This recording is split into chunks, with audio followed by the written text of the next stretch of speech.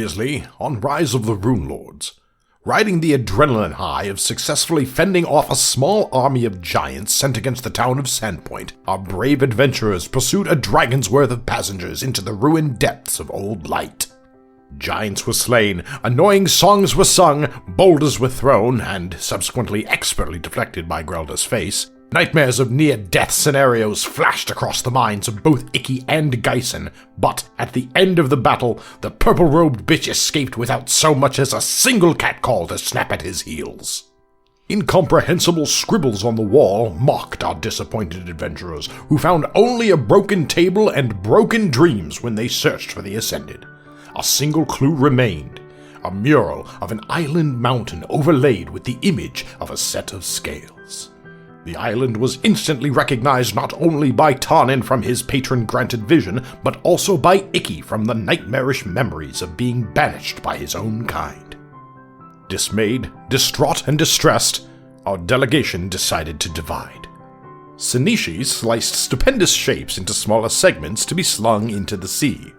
Geisen gleefully giggled with a gag, then glimpsed a gargantuan gadzook regarding a gal and a grimalkin. That means that he found out that Mary the Witch was actually Mary the Familiar of the Awakened Cat, rather than the other way around. The Tan and Grelda tag team tackled a tricky task, telling townsfolk to take treasure for their tragically totaled turf. Icky indulged Icarian inclinations and inclined aloft aboard his immense and immaculate ally, assessing and appraising all adjacent insecurities in avian angst. Almost alone, always alert, inconsolable. Today, the adventure continues.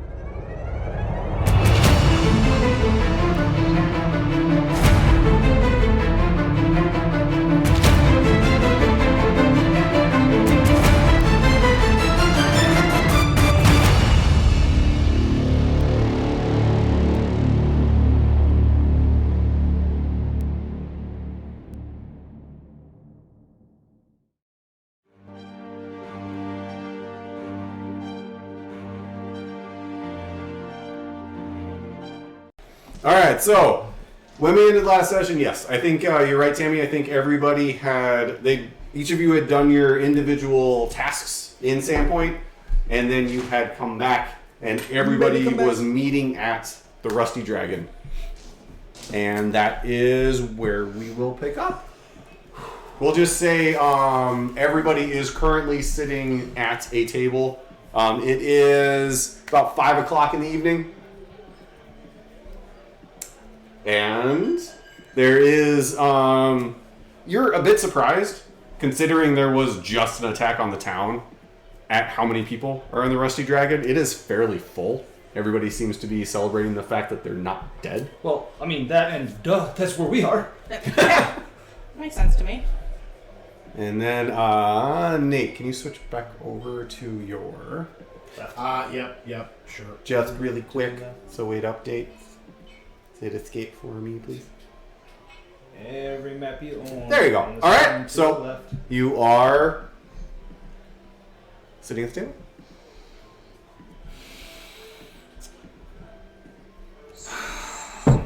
Oh. What's the important question? Do we have drinks yet? I believe that I'm trying to think of who got there first. It would have been Icky. Oh no, it would have been Tarnan and Grelda because they were the shortest.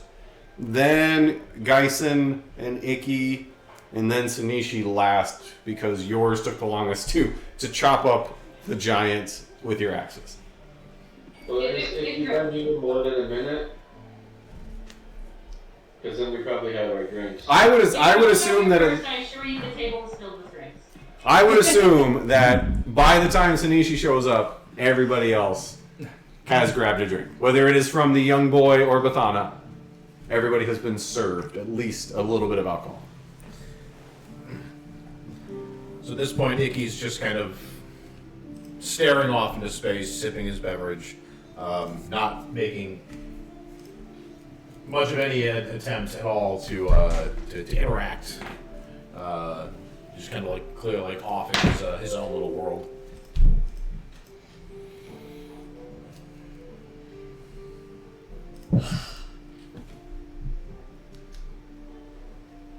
Tarna's probably doing pretty much the same thing. I'm just happy, just splattered in like blood. Just I had a Yes. good shower, you know. Just Yeah, Sanishi's axes are tucked into her belt per usual, and the blades are just The blades still. are clean. The blades are clean. No, Alright. the blades are clean. You are not. I had the blood shower, but you gotta protect my axes. As you are all sitting there, Flute didn't get bloody, did it? what was that? Your flute didn't get bloody, did it? Oh no. Hell no, I bought her a waterproof case. Yeah, it's in a very nice case. And it floats too. The case might be a little bloody, but I mean that's what it gets for being a part of me. Hell, the price I spent on it, she'd probably use it as a weapon. So as you all are sitting there, two separate rounds of drinks arrive. One, and then about 30 seconds later, another. And as each one arrives, the everybody that is in the Rusty Dragon with you just raises their tankards and goes, "Ah!" Icky just doesn't look at you, like raises the tankard. Damn, Tarnan is still clueless. I'm trying to see if he picks up that you're... Apparently he's still doing it too. He's probably... Well, see, she's got a drinking problem early on. Zelda is like nervously spinning her mug, looking between Tarnan and Icky, and then Tarnan and Icky, and then Tarnan and Icky, and just spinning the mug.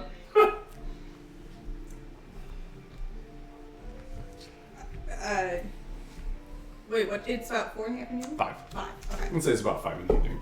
Okay. It is still light, but the sun is starting to go down since it's late autumn. Okay. Well, okay, so let's just take stock of what just happened. We killed 5 giants, 3 more escaped, and a dragon.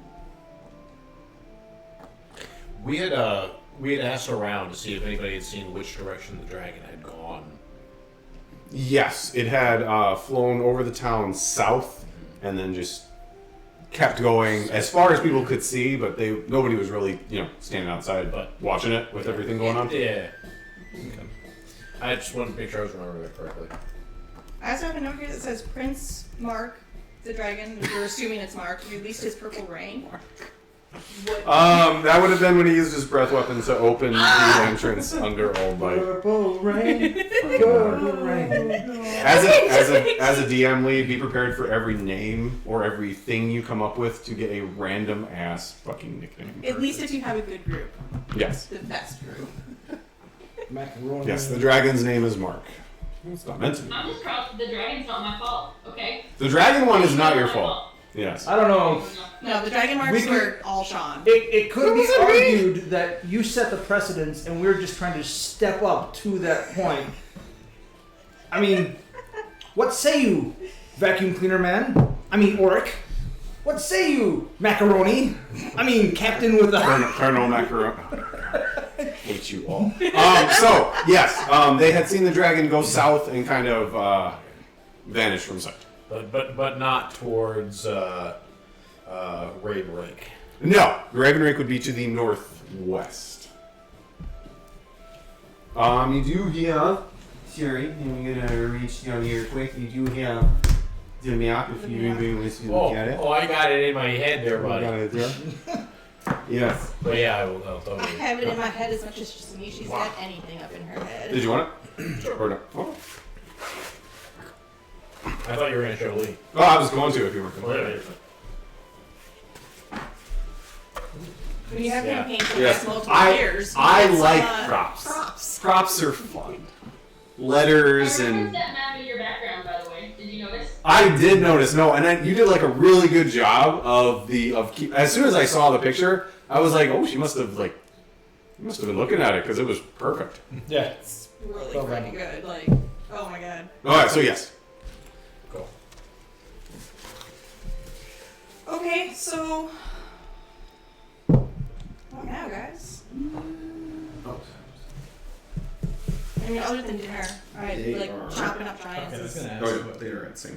hungry making work. And then that is the Tarnin second says- biggest city in Out loud, the continent. we could That's wait the a few one. minutes They haven't gone overnight further here and than find out if this the dragon area. returns or if anyone has seen it or sees signs of it. And while he's saying that, he's wiggling his fingers and he kind of points over at Icky, and Icky hears in his head, we could run like hell. Say, fuck it. We've done a lot. I'm almost convinced I'm never going to find this son of a bitch again. Can you guys hear everything? Oh, yeah. Just making sure. Yeah. No? Do you need to turn up the gain on there? But I cannot hear what Tarnan just said. Correct. Yeah. Alright, do you need to It was turn up kind of the... mumbled. It was. That is for the recording. Yes, do you need to turn up the gain? That is for them. Yes, that's for us. And the front volume mic is only for the playback.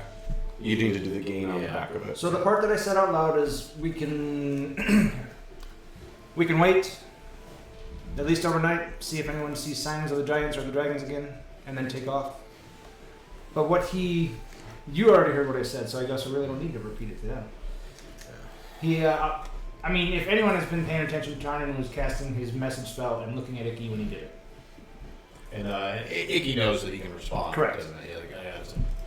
He's been the target of that before. Yes. We all have at this point. Yes, You said the part about we can wait, you said that to everybody? correct. Don't we already have a plan to head to the island? Yeah, but we were trying to decide if we were going to do it right away or wait a little bit. Lars, I'm sorry. Can you do me a favor? Can you point your webcam down you're a disembodied I head. like the disembodied head. That's all I see is a disembodied head at the very bottom of the screen. Thank you. Alright, go ahead. You have a nice ceiling, though. Alright, so yes, you had talked about going to Raven Rake Island, but it was a very quick conversation before everybody split up.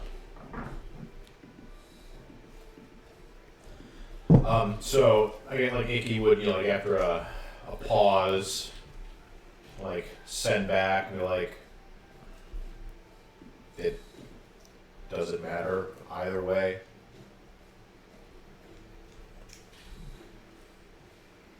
Running, pressing on. Tarnan messages back. Of course it matters. You guys have become more family to me than I've had before. I'm not willing to lose that for no reason. If you're not interested in going back, we're not going back.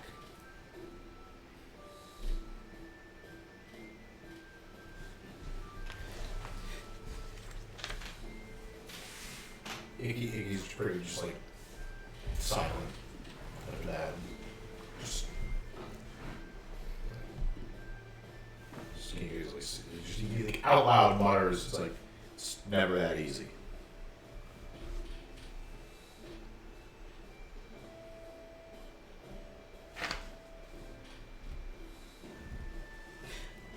Tarnan messages him again. You understand if you go, got your back.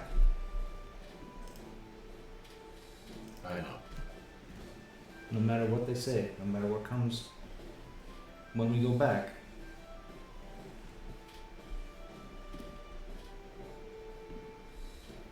I know. And this is all still just Yep. memories, right? Yeah. Okay. Just like, just thank you.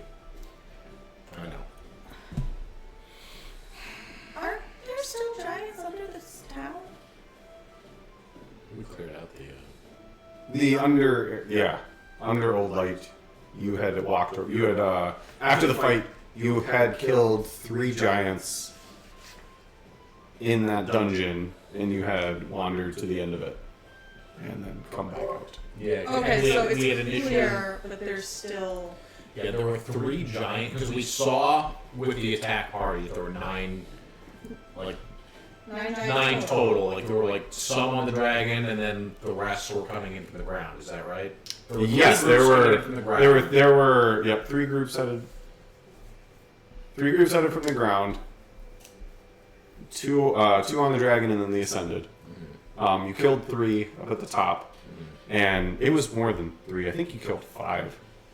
Yeah, I have a tally of 5 giants killed Yes. total, which means that there's 4 unaccounted for.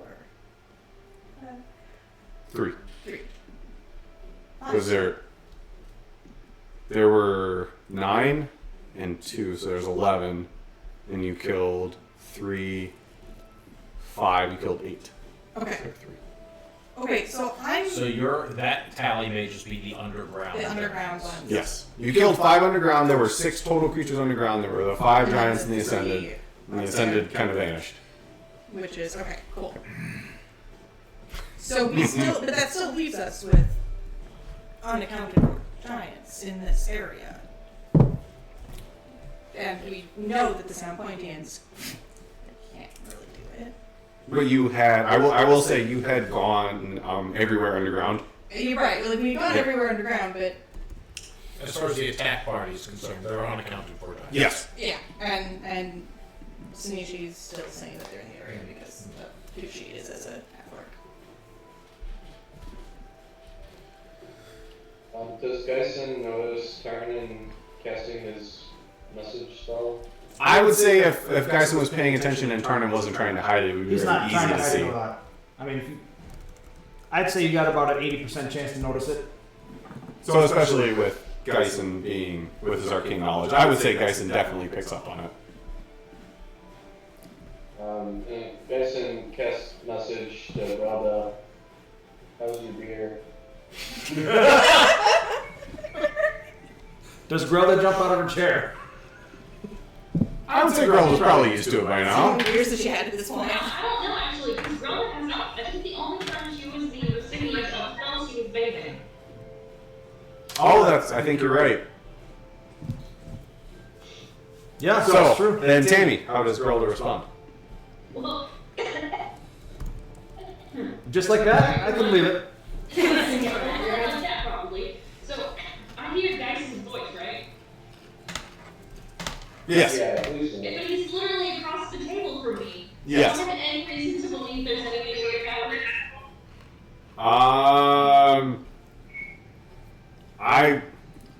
You hear his voice, but it's a little different. It's inside your head, so you're hearing it, but it's not the same as if you were hearing him speak. So you would notice there would be a difference. So she might like hear closer. She's gonna assume that he just spoke and there was something weird about it. Like she didn't believe Tarnan had magic for the longest time. There's no chance she's gonna pick up on this right away. I'm sorry. So she maybe she assumes he whispered or something, or maybe there's background noise. So she picks it up and takes a drink and is like, "Good, the beer is good." Loud, extra loud to compensate for the fact that he was not loud. I'm glad the beer is good, Grelda. Not. And Grelda's probably looking at Geisen now, so now he very obviously casts the message, redoes the motion he needs to make to cast it. And says, what flavors are you getting in your beer? So as Grolda says very loudly, the beer is good, you hear from across the room, "That's the one I bought her!" Woo! I missed what was said. I'm sorry. What you yelled out. That's the one you hear somebody from just across the bar yell, "That's the one I bought her," and then cheer. That's great. So when Geisen sent the second message, Grelda literally assumes there's something going wrong here. So she, almost full force, really loudly, "It has notes of oak! And a nuttiness!" You're nutty, Grelda. What? What? I kind of want to explain it, but I don't know that I should because it's kind of fun right now. If you Tyson made it really obvious that he was doing something, she tries to mimic that hand gesture back to him as though this is his attempt to communicate non-verbally with her.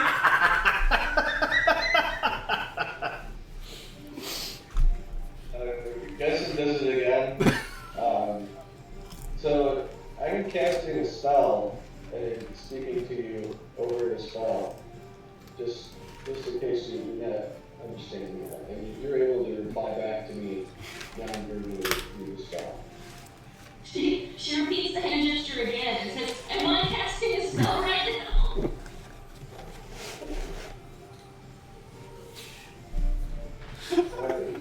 Good try. Thank you. What did she say? Did she say something?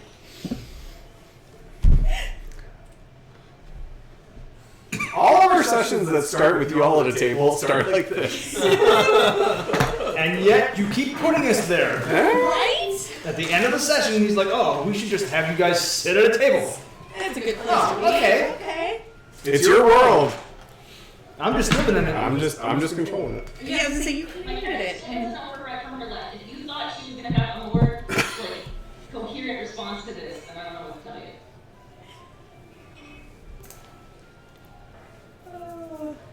So Grella then does the hand motion again and looks at him and is like, "How's your beer?" Essen just kind of gives up on the whole spell thing because it's just really not going the way that he envisioned it going. It's good. He just says without the spell.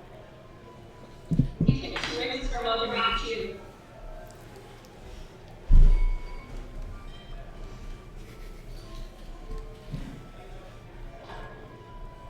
I think you guys may have had enough at this point. I'm not following these conversations.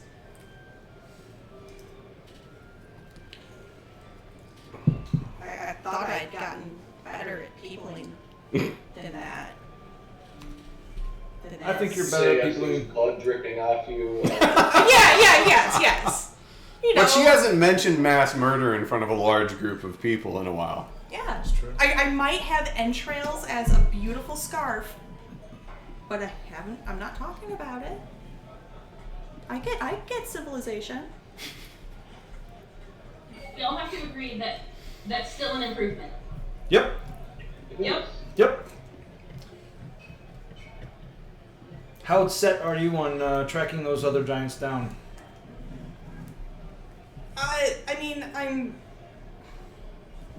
We own a stable here. I'm a little concerned. I've never owned property before. Everybody, or is this the message you... I think this they're is out talking loud. out loud. Okay. Like, I don't know. Like, they could have disguised themselves as boulders or something, and we just missed them down there. But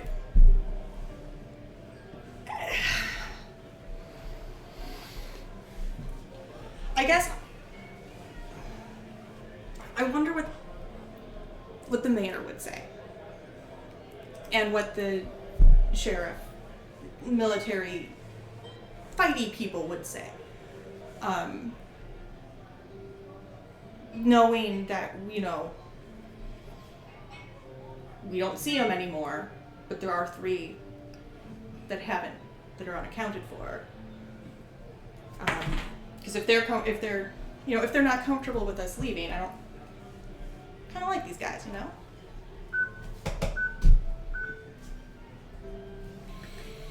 don't think you should have done that, whatever it was. I I think didn't it's touch dying. anything for a while. No, I didn't touch anything. Oh, okay. I went to sleep. Wake up. You're needed. Giant hunting sounds good. You prefer that over other options? I mean, I don't know where to look or anything, but I just, there are 3 giants unaccounted for. I like that, If we're gonna protect this place, shouldn't we protect it? OOC question for Sean. Shoot. Lars's teleport spell that he picked up, I remember there being like a non-zero chance that we would end up somewhere instead of where we wanted to go if we used it, was there also an opportunity to bind one end of it to a specific point? I guess, what do you mean by bind?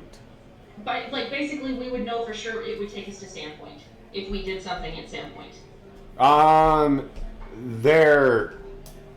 Lars would know, and if Grelda would like to ask Lars this question, she could. Lars would know that outside of... You can create a permanent teleportation circle, which would allow you to tell a 100% chance to teleport to the location of that circle.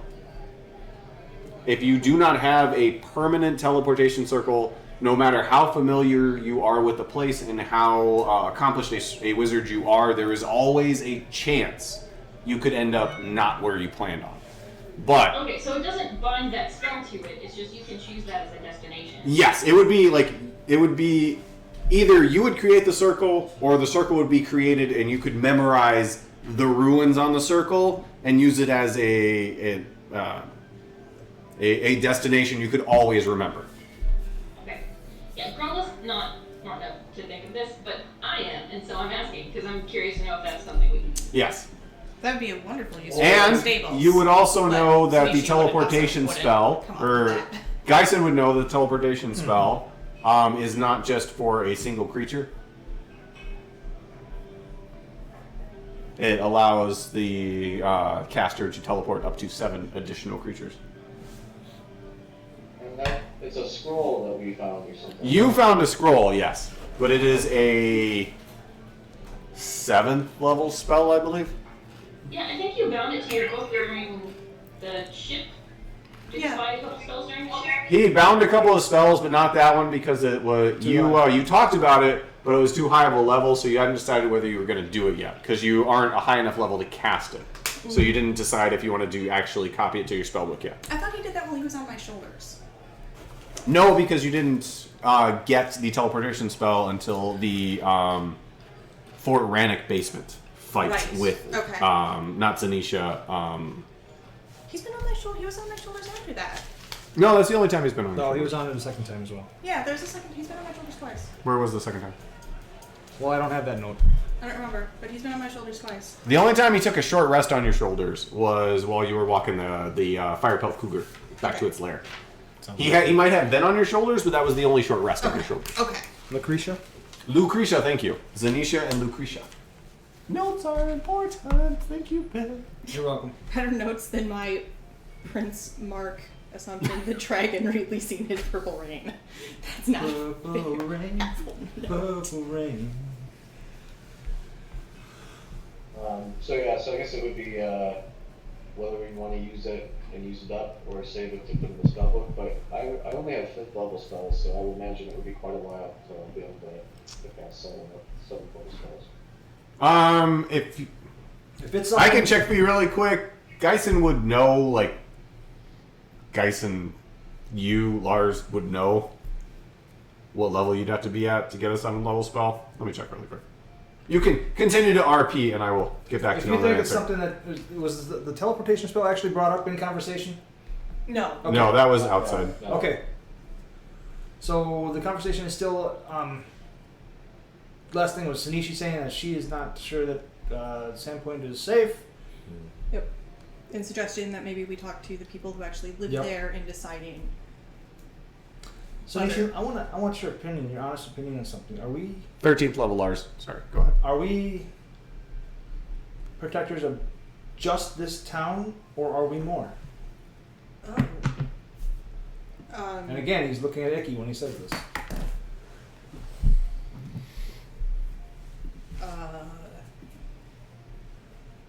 That's kind of the reaction I expected. And now he looks over to Grelda. Sanishi astonishes everybody and drinks her beer. That might be the first time Zanishi ever drank her beer to avoid speaking. So now Tarn's looking at Grelda. And then Grelda looks startled. He looked at. And then Tarn looks to Geisen. You have any input on that one, Lieutenant? Sorry, can you Can you tell me what we're talking about? I was trying to look up that teleport spell, and I... Just repeat. What I Okay, said, Bill. so the short version is Sanishi was talking about going to find the stuff and talking to people that how do they feel about the giants missing, and we should protect the town because isn't that what we do? She likes these people and shouldn't we be protecting them? And then Tarnan posed the question: are we protectors of just this town, or are we protectors of more? Are we more than that? And then she didn't have an answer. Icky drank his beer. Grelda drank her beer. and So far, we've had a And round then of turn everybody to you. drinking their beer, going, There's "What?" a faint burning smell as Relda is thinking. The hamster is running. squeak, squeak, squeak. What is that damn noise? I think we're definitely, we feel attached to this town, and we have some responsibility to it, but I don't think that we only have responsibility for this town. I mean, ultimately, it's up to us, but But is it? we're here for a greater purpose than just this town. But is it okay to possibly leave this town in peril? There's much more peril outside than there is inside, and we just demonstrated that giants aren't enough. Those 3 giants weren't enough. The dragon. I guess that depends if Icky's around to slaughter a second one. Mm-hmm. Just kind of like. Really, really slowly, as though she's like thinking about this as she says it. Relda says, I'm trying to think how like to phrase it, but like, we can't be everything for everyone. We can only do the next right thing. We're not responsible for Standpoint. We're not responsible for everyone. But if we know something is right and we don't do it, then we're not being good.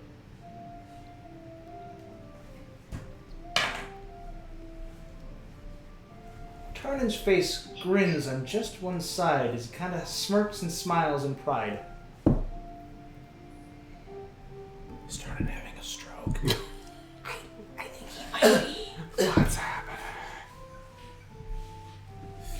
I mean, it's going to happen sooner or later with this group. Honestly, I'm surprised I haven't given you an aneurysm yet.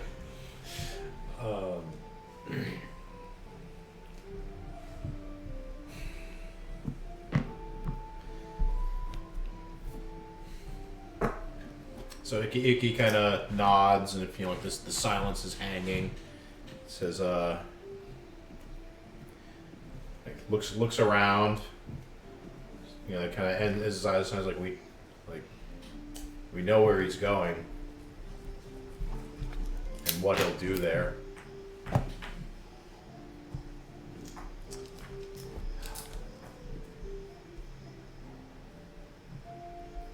I would say that there's a couple of us that are more personally engaged in this decision, and I kind of get a meaningful with Tardy and Vicky. So I think your input should weigh more in this decision than the rest of us. Fine, I'll bear my cards. I want the son of a bitch dead. However, after this fight, after losing him again, I went out of my way to make sure that the families that lost the most had a means of supporting themselves and potentially rebuilding if that's what they choose. Rebuilding here or moving on. Because that meant more to me. What I mean by that is you lot are more to me than what I had that started me after that fuck in the first place. Well, Don't that get makes me sense wrong. because there's like It's deeper than 1, 2, 3. There's 5 of us, and that was only one of you, so there's more.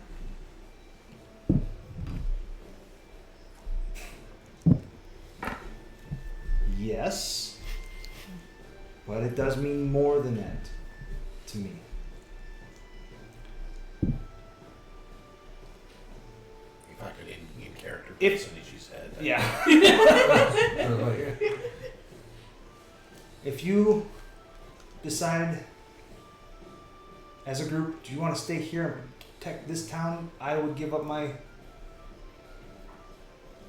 I believe I would be able to give up my quest for vengeance upon this ass to make sure that you guys don't suffer the same fate.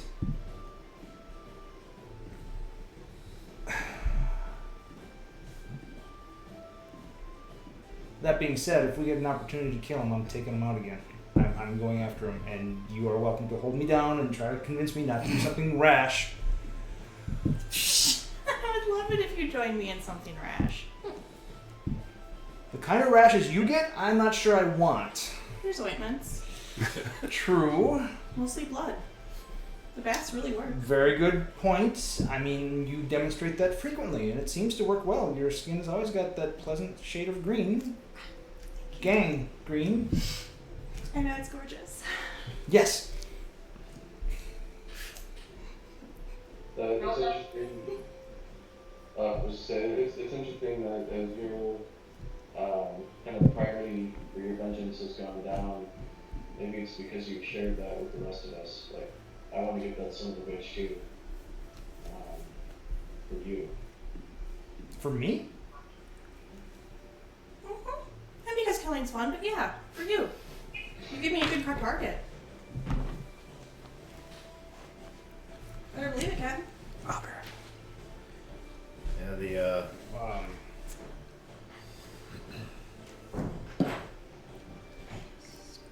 desire to back a friend up in their important quest aside, the guy's a piece of shit. No argument there. Rella continues to spin her mug a little bit and then speaks again. The smell of burning has continued this entire time. She. Don't smell because maybe two of you are having a stroke. And just if he gets the scales, the bad that will happen is much worse than if the giants found this house. It's not just killing him because we want to do it for Tarnan. And there's her like fist like closes on the beer mug and it freaks and then she just sort of like releases it a little bit. I'm sorry, beer. It's more than that. It's not just vengeance over Standpoint, it's the bigger evil. Wow, I forgot about those scales hacking up the giants. It was fun, shut up. I got distracted. But at what point is it too big for us and we're just throwing our lives away where we can do good elsewhere as well? Don't... Someone else has called me a coward once. Me? Who was me? No. Oh, if Tammy doesn't remember, it was Icky.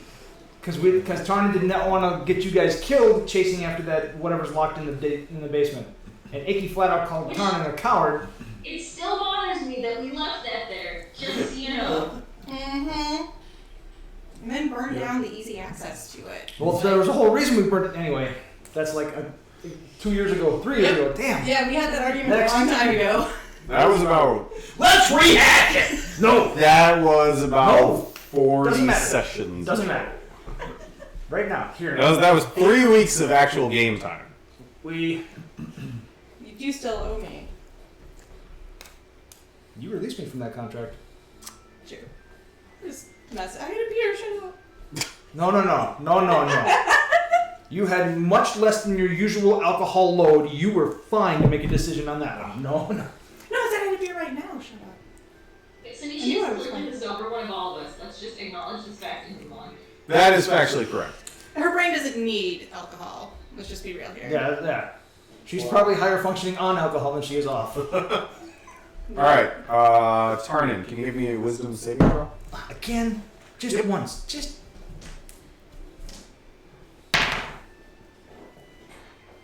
Hey, Lee, I what's find it that? not at all distressing that you have to make a wisdom saving throw in the middle of Lee, the what's that number say on the dice that I rolled? That's a 2. Is that a 2? Oh dear. What's your modifier there, sir? Not nearly enough to do anything. +1. Ah, so that's a 3. Thank you. Son of a bitch. I don't think you get to know what everyone is Oh, thinking. I don't get to know again. John, do you remember, or I guess maybe anybody can remember, but I think I asked Mary last session about the creature in that's locked away down there, and I don't remember what she said. I'm going to be honest, I don't know if you did ask about that. I don't remember it. I don't remember that coming up in conversation. Yeah, I vaguely remember something about like some ancient evil being said, but I don't know if that was my imagination or different context or. Something about leaving it alone. I think actually now that I feel like okay, yep, no. I feel like you did ask about it, and you got a response along the lines of, "I'm not really sure, but I would probably leave it alone." Something along those lines. It was a very short, like it was you asked, she answered, and that was it. There wasn't follow-ups, but I'm pretty sure it was along that lines. Like I'm not totally sure, but I would leave it be. Tarnan continues the conversation. I'm touched. Thank you, all of you.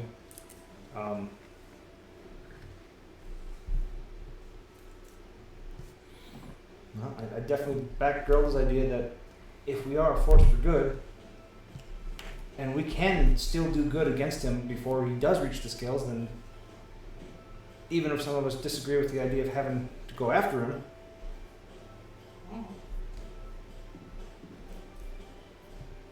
let's go get him.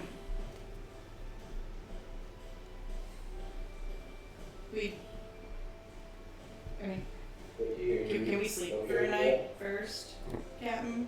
Of course.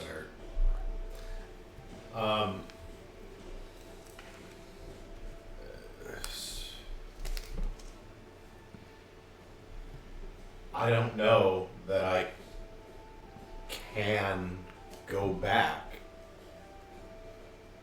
They banished me. Can I just I got this. hold on? I just want to argue with him on this one point. I mean, You we can do that. disguise him and whatnot, but if I'm that's where you're sitting going- here, like, yeah, doing my, like, taking some of the entrails and, like, fashioning a Icky. thing and Would you? hat, glasses made out of the viscera that's been hanging off of me. They'll never recognize them. Give me a performance check.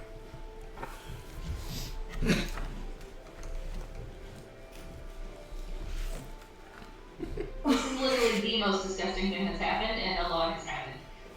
Well, we just want to see what kind of quality these glasses, entrail glasses and mustache might be.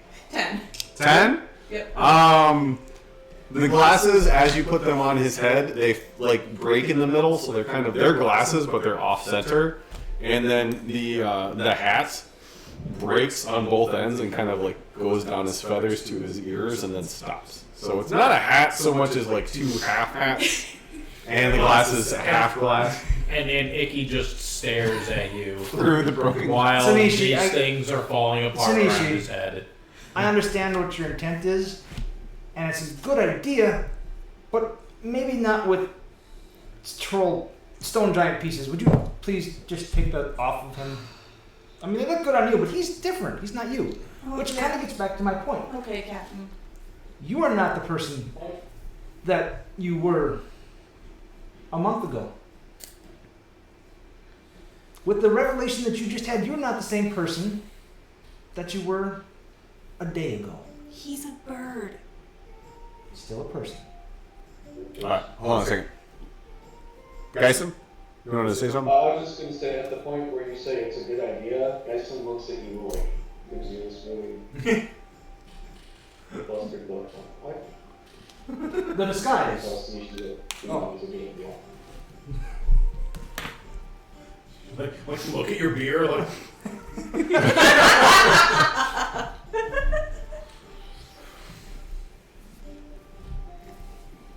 I lost my train of thought. Sorry. He's a person. We were trying to convince Like- him.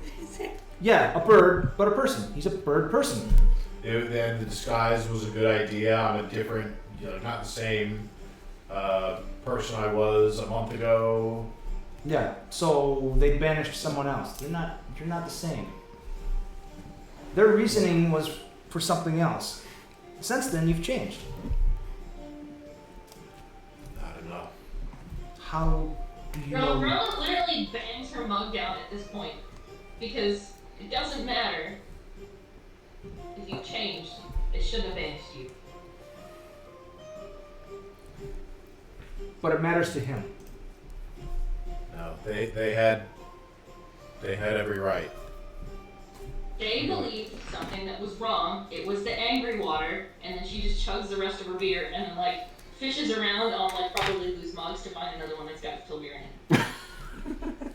Tarnan pushes his bear over.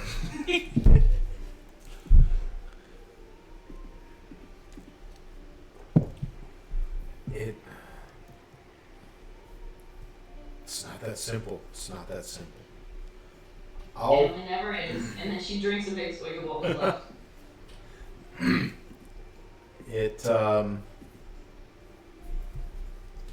I'll go with you if this is where we need to go. But I don't know that I can go back. Even if you won't wear my hat, I'll make sure that they can't hurt you.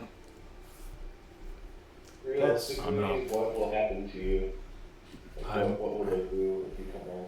I'm not worried about them hurting me. I just...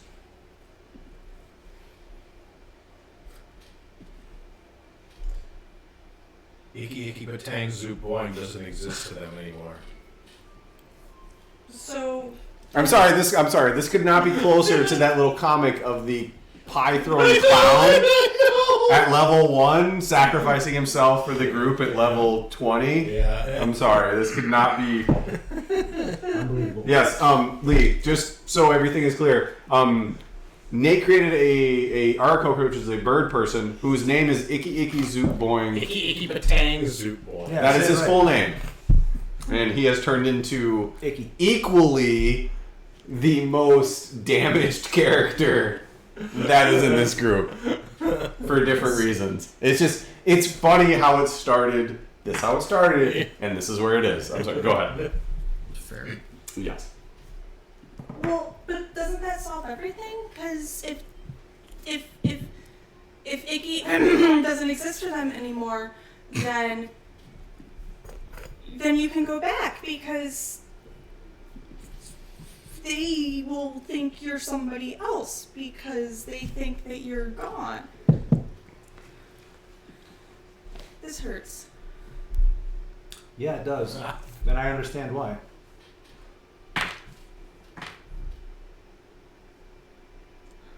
I honestly feel like at this point, Shinichi would suggest that we polymorph you. That we what? Polymorph. Polymorph him. They'll never expect a mammoth. You're listening back as a T-Rex. So. Hey, well, we're going on an island. You can make him a whale. And, be somewhat more effective than one in a It's cave. an island, right? So. I'm still mad at you by that, by the way. Who puts a whale in a freaking... Whatever.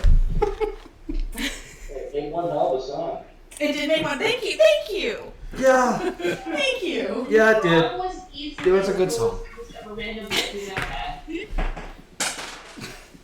I don't see it. Oh, Okay. I roll a 5. Well, it's right between you two. All right.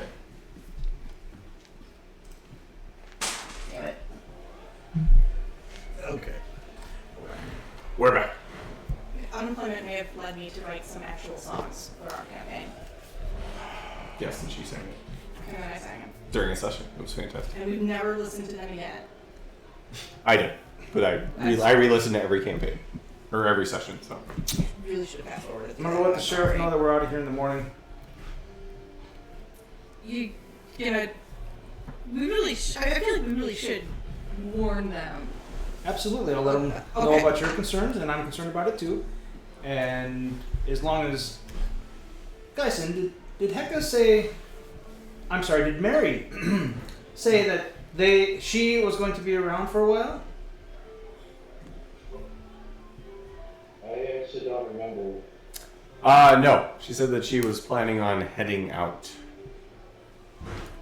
once she got done with her conversation with She you. basically said that our idea of interesting was her idea of depth, and Yes. decided not to join us in any capacity. That is basically how it ended up. Yes. Yes. You said you mentioned something about interesting, and she says we had different definitions of the word interesting. So the short version is she's not going to be around. Correct.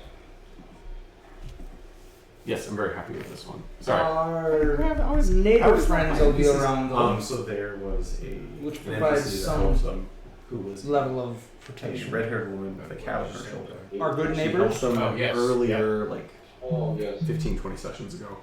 Came And there back is for this still battle, the and guy it turns that out that didn't it was die. actually instead of her being No, none of them died. engaged with a cat familiar. The cat was an None of awakened them were cat really- and used her as a Hey, human familiar. And it relax. was, which then they just found out. As he says, the cat has awakened. Here comes Lex. Lex is like, I heard cat. I heard awakened.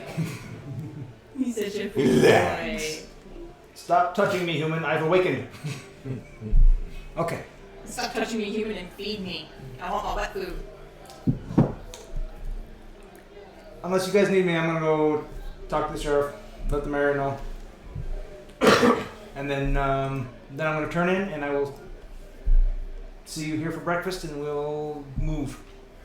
I think, let me check real quick. I think Brenda still has one of those sheets of paper. Parchment Bird? Yeah. I believe you, like, between all of you, you have at least 6 of them left? Yeah, Possibly a couple more? I know 2 have been used. Yes. The fancy papers. Yes, the flying So- papers. Yeah. Grelda presses one into Tarn's hands. In case they need to contact us, this may be the fastest way while we're gone.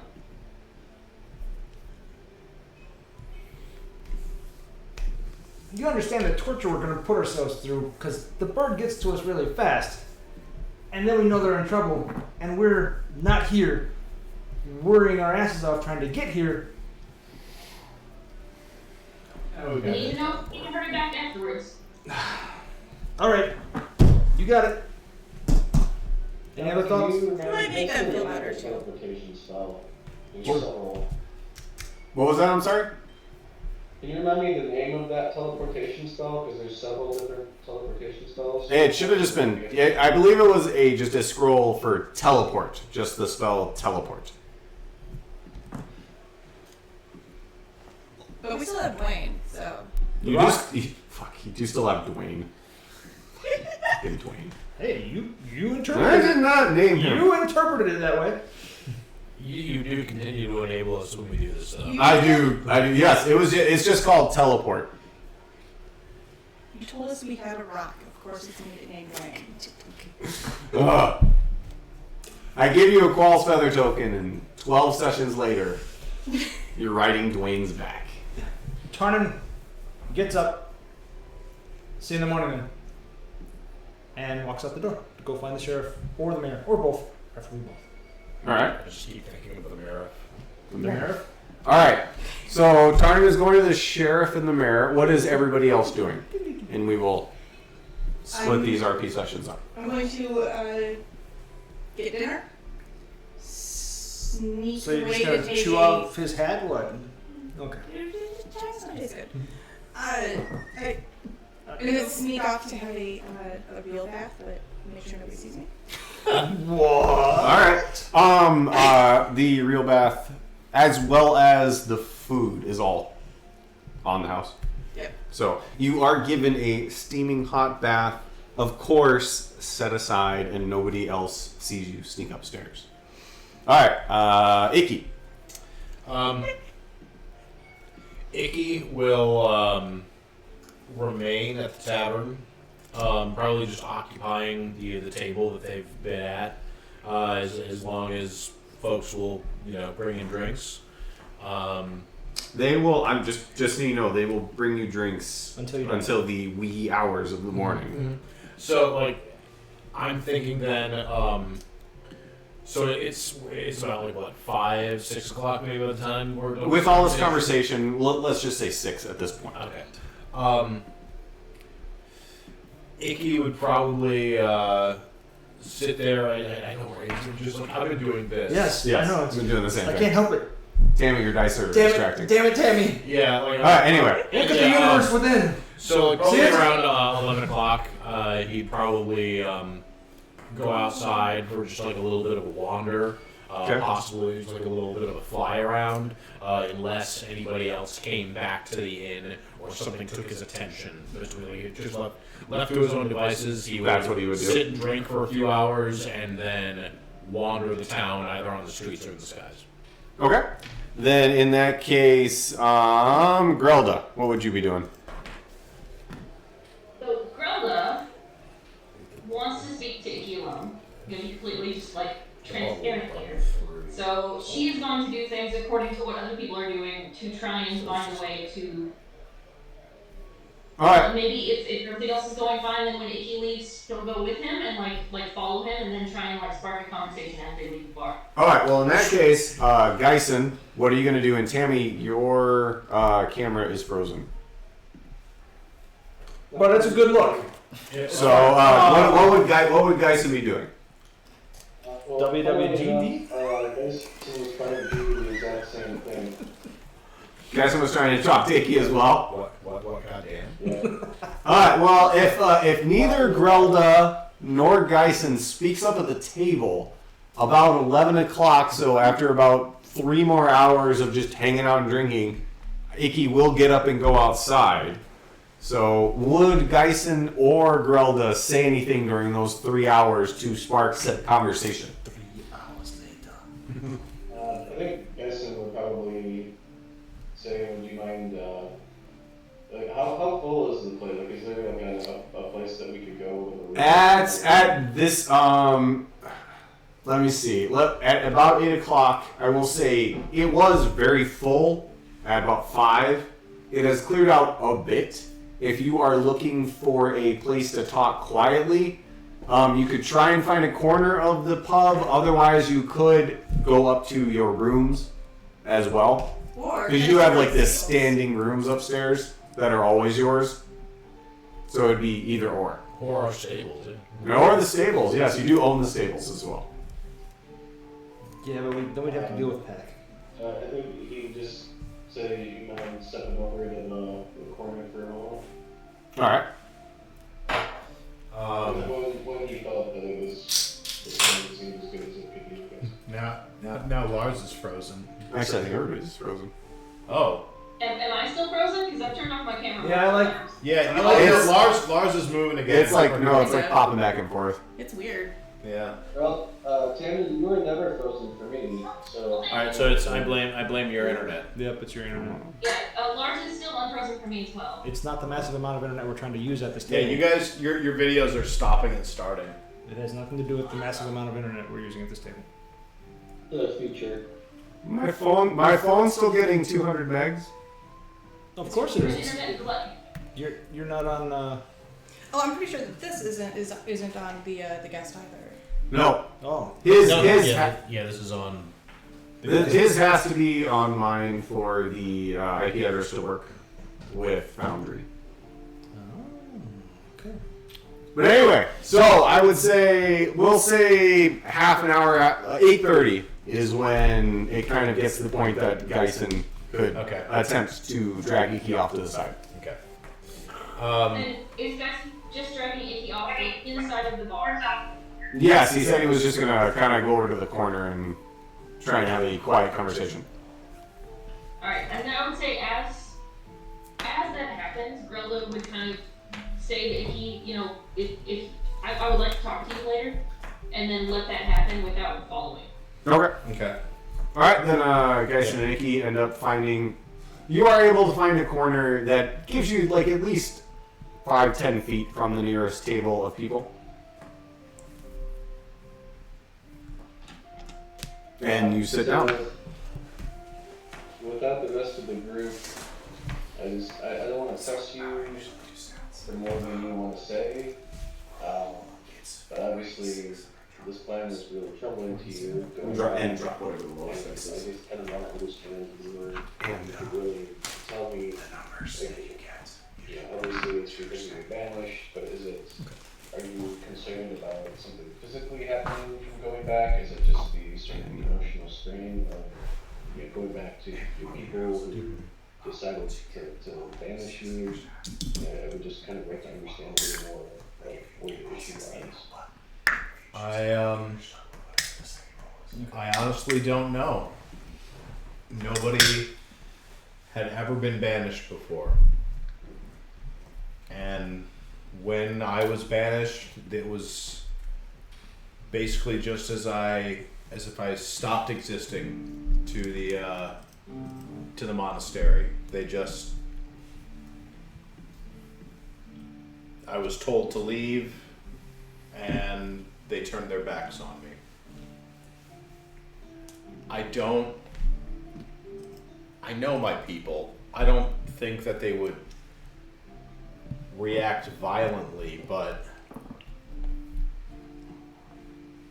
it would be hard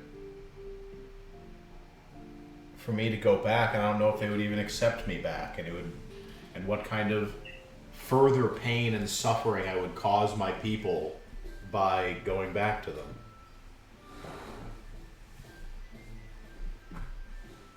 Out of character, can you remind me what exactly happened? Like they had the angry water? Yeah.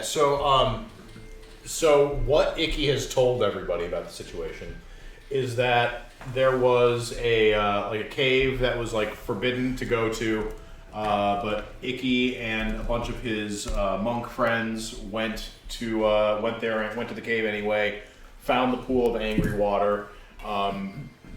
Icky assumes everyone else had a similar experience, but Icky's experience was that he just had a whole bunch of a surge of angry water emotions, but fought them down, but when he kind of came to, everyone around him was fighting and killing each other, and everyone ended up dying except for Icky. So then, as a result of that, Icky was banished. And that was everybody in your group that went to the cave? Yes. Yeah, everybody that went to the cave except for Icky died.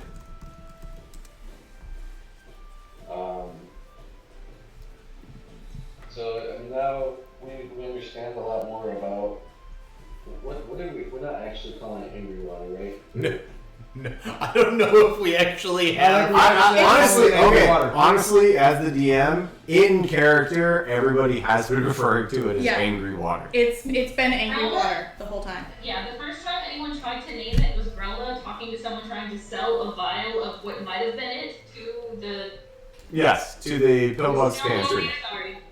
And he did not find that it was angry water, but she definitely called it angry water at the time. Yes, and it's kind of stuck ever since. All right, so in character, yes. You have been referring to it as angry water. All right, angry water it is then. And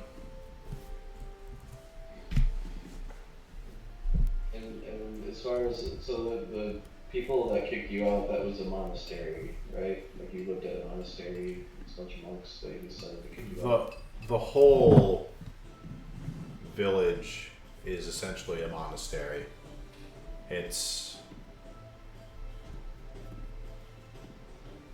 That's just it. It's the central point of the village. Everybody works together, but they're all working to sustain the monastery. It's like they sustain the monastery sustains us, them. Sure.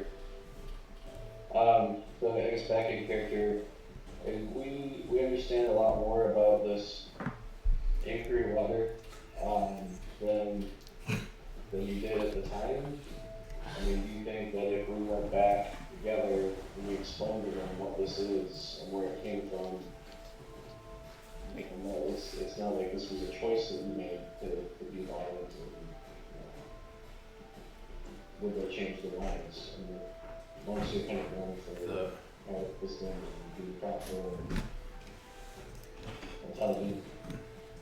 do you think if we reasoned with them and told them more about what this is and what happened, that they would change their minds? The place where the angry water is forbidden. It has obviously what was done there is awful and no small part of my crime that I have to, like this burden that I have to bear. But they would have been right to banish me just for going and bringing everybody there.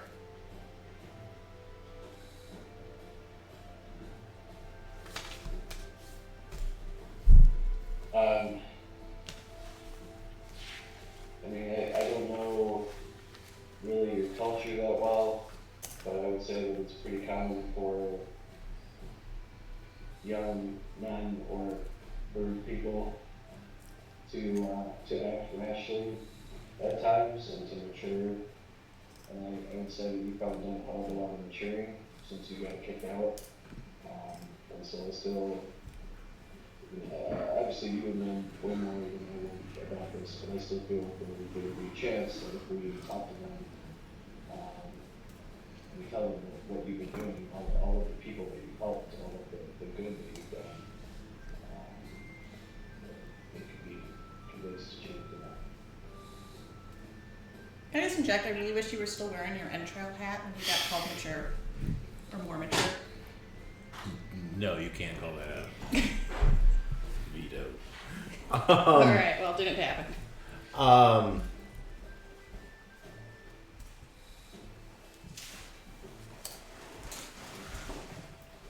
I appreciate your kind words and optimism, but I don't believe that I deserve their forgiveness.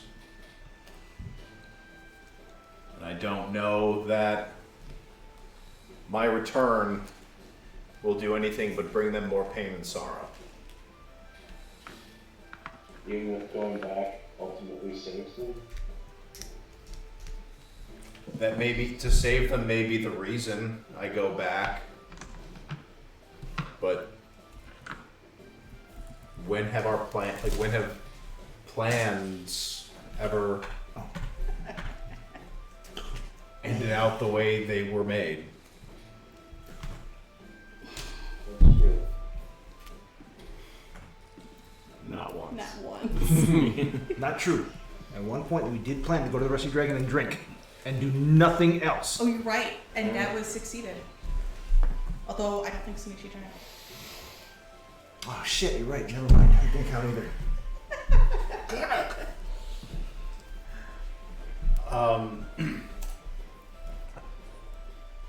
So yeah, that's really like a. I'm not. I can't imagine I'll be welcomed back with open arms, and I can't imagine that I deserve to be. And I'm not confident that me coming back won't just open the door to worse things to happen to them. It seems like you've had a lot of guilt. You've been carrying it all this time. And I feel like at some point you have to be able to let it go. And maybe return is a way for you to get some closure and somehow get past this. Really, look at all the lives you've saved and all the good that you've done, and what do you need to do to absolve your guilt? Even all the good things we've done, there have been terrible things that have happened because of it. Even just like in the past few weeks, people have killed other people in my name. That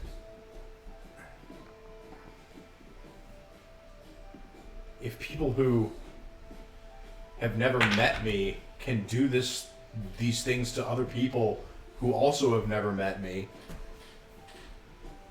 what would they do to people that, like the people that I came from? What What harm might I inflict on them? I understand what you're trying to tell me. And maybe you're right. But I can't see it. Well, ultimately, I mean, personally, I think that a lot of good could come from me going back, but you are, much more in a position to actually know that, and ultimately, I feel like it should be your decision. So I guess, that kind of the main reason I wanted to talk to you tonight is just to let you know that you can decide not to go, and I'll stand with you if you choose for us to not go back. I don't want you to feel like your perspective and your decision in this is unimportant. It's very important to me, and I know it's very important to the others. And then secondarily, if you do decide that we are going, just to find out if there's anything that I can do to support you in a certain hard work like this. I will. Thank you guys, and I appreciate it.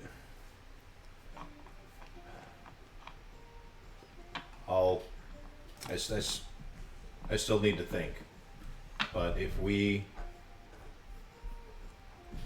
everybody thinks where this is where we need to go to try to stop him, try to save the island, save the folks there, save the scales, the world, whatever, I'll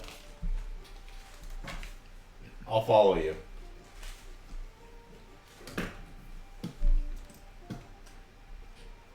Just don't put the scales in the world on your shoulders along with you go. I'll try, thank you. And then, as the conversation's kind of wrapping up, you guys can cast the mage hand to grab one of the beers from the table and booze it over Yeah, there. absolutely. Nice. No, I meant the beers. Sure you did. I did. Oh. That's nice too. But I meant the beers. Yeah, no, so. Cheers. All right, then. January 31st, 2020. The day after the heist. We made it back. According to plan. Did the plan include kind of hiding in the forest for a while? Yes, it did. Okay. We made it back according to plan. I mean, at that point, the plan was to wing it. Sure. All right. So that's Geisen it. does walk away from Icky.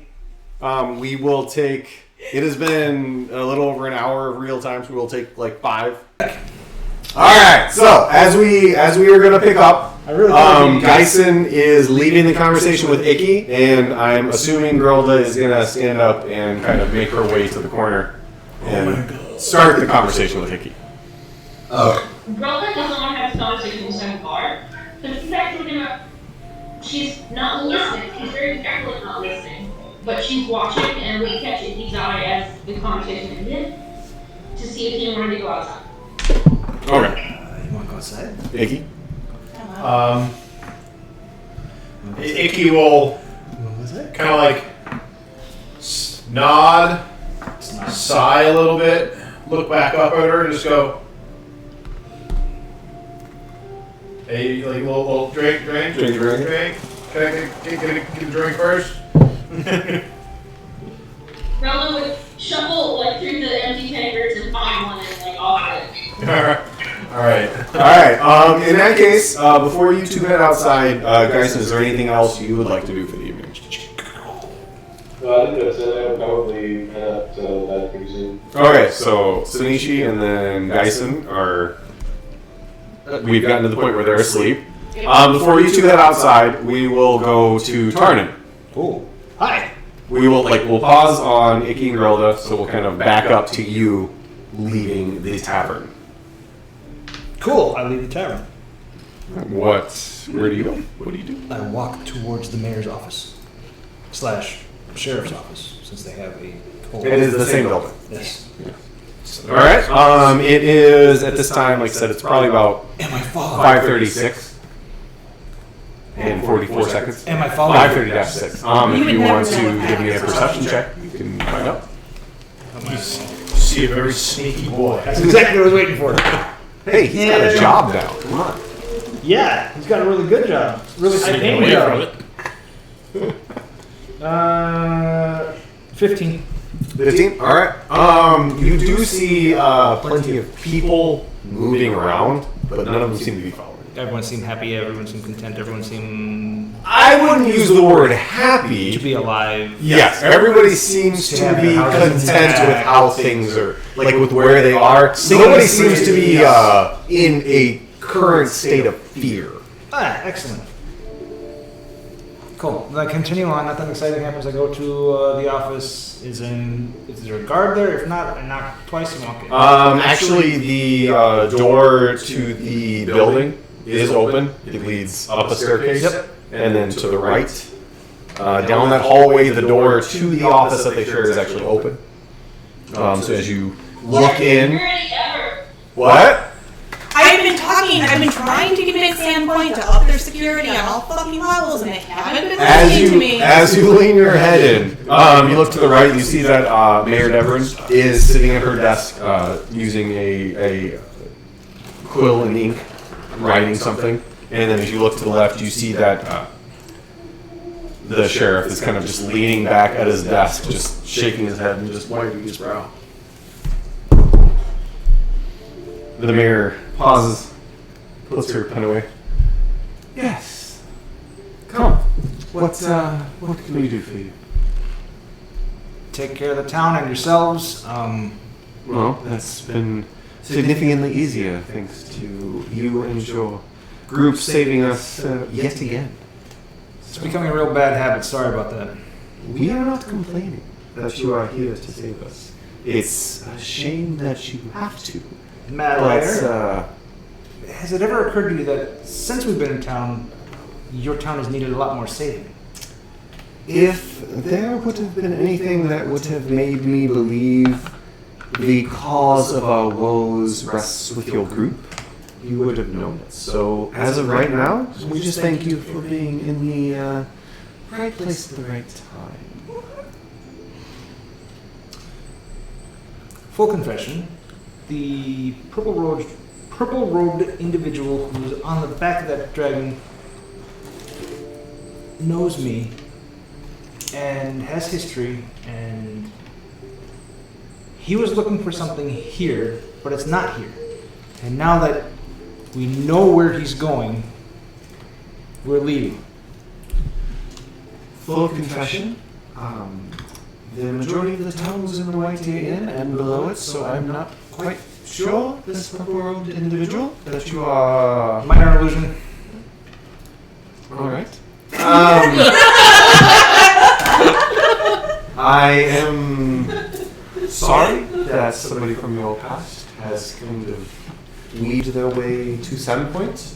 I thank you for being here to stop them from getting the thing they wanted that was not here, and killing whatever giants might have also been in the way. Are you sure it's safe for you to leave? Absolutely not. That does not fill me with confidence. You wanted full disclosure and honesty. That's what I'm intending to give both of you. I'll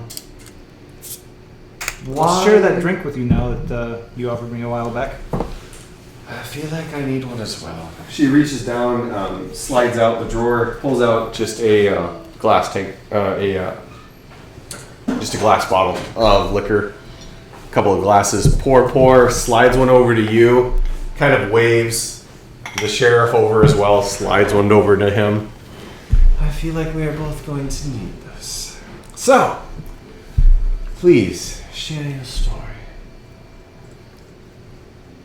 Not going to share the story. I am going to, however, let you know that concerns were voiced that, by our count, there are still 3 giants living that approached your town. Where they are, we do not know. Sheriff takes a sip. Well, if they're giants and they were here, I don't think they'd be able to hide very well. I agree. Fuck So, it. Nope, sorry. I gave you a chance. Thank you for the warning. I'm glad to know that there are 3 left, but I'm almost 100% certain at this point they're not in the town anymore. And the dragon that flew off to the south. Well, I haven't seen a bit of it since it decided to burrow its hole into old light.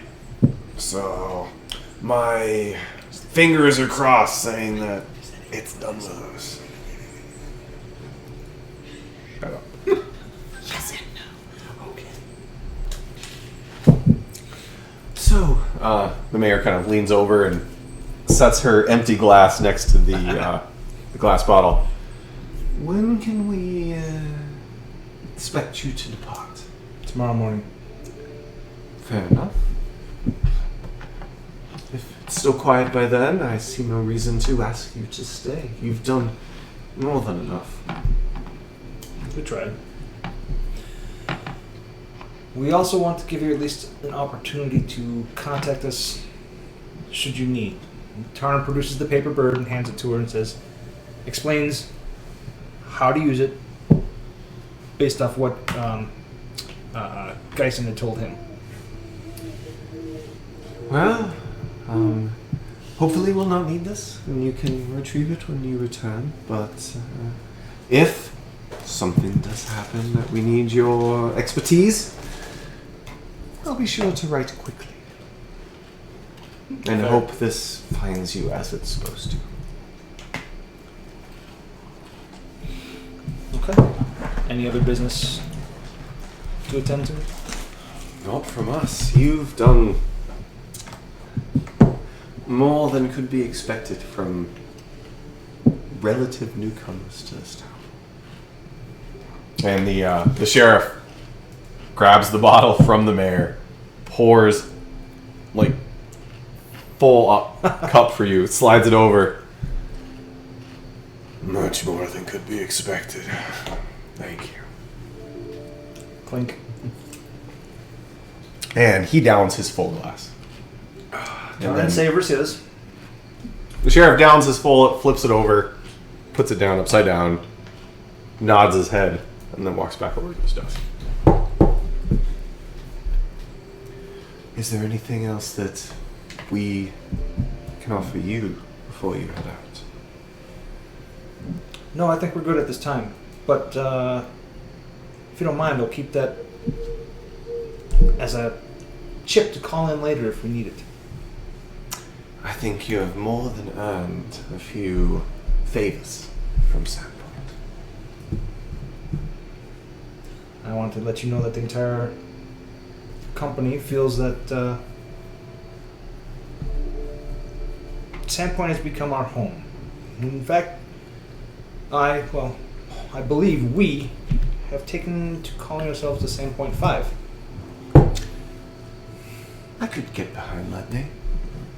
I will say that the people of Sandpoint feel safer when you're here. I understand that you have to leave on occasion, but the general mood of the town seems to be more at ease when your band is here. So, as long as you want to be here, you're more than welcome. And due to recent events, there does happen to be a plot of land, small as though it may be, and a house on said land, large though it may be, that used to belong to the Scarnati family, who has no living heirs. So the property has reverted to the town of Sandpoint. And if you do decide this is a place that you would like to call home, such a place could be provided Stable to you and your group. house. May I air a knee-jerk reaction to that? Of course. What about Old Light? If that and whatever opened up below it is where you would choose to hang your hat, Partially it can because absolutely of... be yours. Entrails, but you know. Forgive my interruption, but partially because of what opened up below it, and partially because it's got a solid foundation. We could build a decent keep on it. That you could. As far as the house plot, if I could, is there any need for a school or a orphanage? I would say nothing more than we have now. Hopefully there will not be an influx of orphans or small children that need schooling more than we've already been able to handle. Just shooting ideas. In order to keep my lieutenant close at hand, what if I found a way to finance a school of higher learning for him? I suppose a university of some sort, Would it funded actually- by you, would never be turned down. But would it be advantageous for Sandpoint? Again, if we can both prosper from. If it would bring the right sort of people into town, I'm not going to say no. But it will be yours to do with as you will. If a school is what you choose, then a school is what you choose. I only ask that you don't bring the wrong sort of people into town. You have been in Sandpoint long enough to know the type of people that live in and around this area. Tarnan chuckles. Oh, you mean like my sergeant at arms? The pleasant shade of green one. All I can say is there hasn't been random murders in Sandpoint, so I've got nothing to complain about. She covers her tracks pretty well. I'm kidding. I hope so. Okay, there was totally a random murder in Sandpoint. I'm sorry. It was a big deal. There was like my favorite NPC guy. There was random murder. You're not there. That wasn't random. That was It a was murder not that was random. solved. Yep, and it was a great storyline. And that was totally random that it was your favorite NPC. It was- Yeah, I mean, we didn't know it was going to be No. our favorite NPC. How could we know that? It's not like the members of our party have a history of people they love dying. I know. And it's not like God chose your favorite NPC to die at the hands of a psychopathic murderer. Anyway. Yeah, way to railroad us. Yeah, right. Oh, you like this person? What's If a school of higher learning is what you would prefer to do with it, I will say it is your property and it's yours. Davern Husk. No, I was asking the sneaky guy. Oh, Pat. Oh, Yes, Paddock. No, I wasn't aware that Paddock died. He was practicing a sneaker. I thought that was her favorite. Anyway, Anyway, It's Icky's favorite. so that is up to you. It is your property. What you do with it? Whatever you choose to do with it. I don't think I'm sorry. Is she talking about Old Light or is she talking about the house? Yes. The house. Okay. I would ask that Old Light, being an old Thessalonian ruin, it has value, historical value. I would ask that you not build off of what is there. Whatever is underneath is yours to do with as you will, but the remainder of Old Light has value to Varissia. Fair. Where is this property, by the way?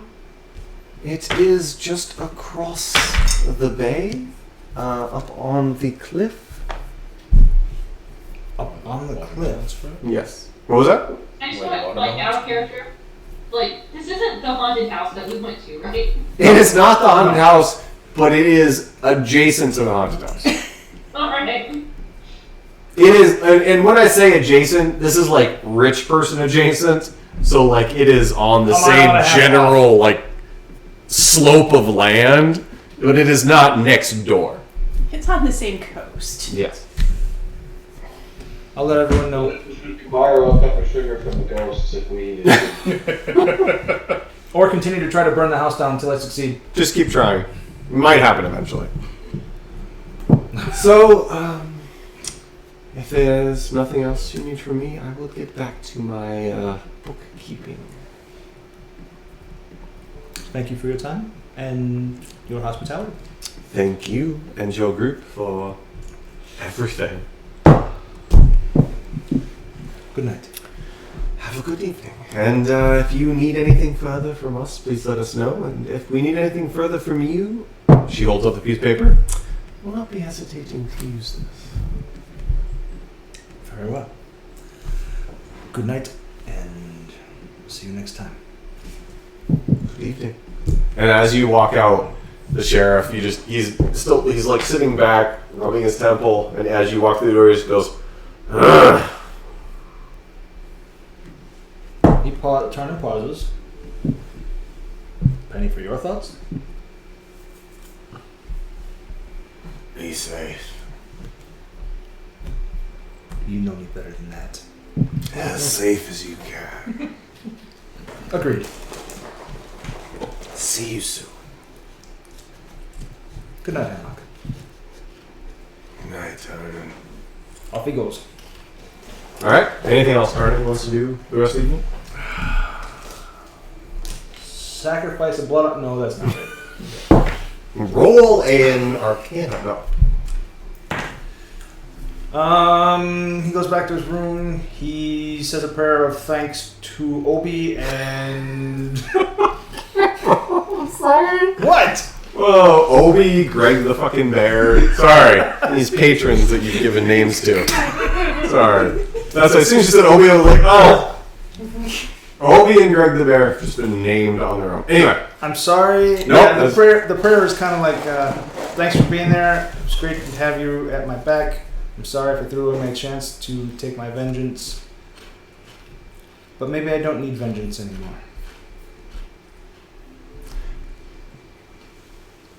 Anyway, let me know what's next. And he tries to go to sleep. Alright, as after that prayer, Tarn lays down in bed, and a feeling of just calm washes over you. A feeling of almost contentment. First time in 5, 6 a fear years. that you have done the right thing. Even if it's not the thing that you thought you wanted.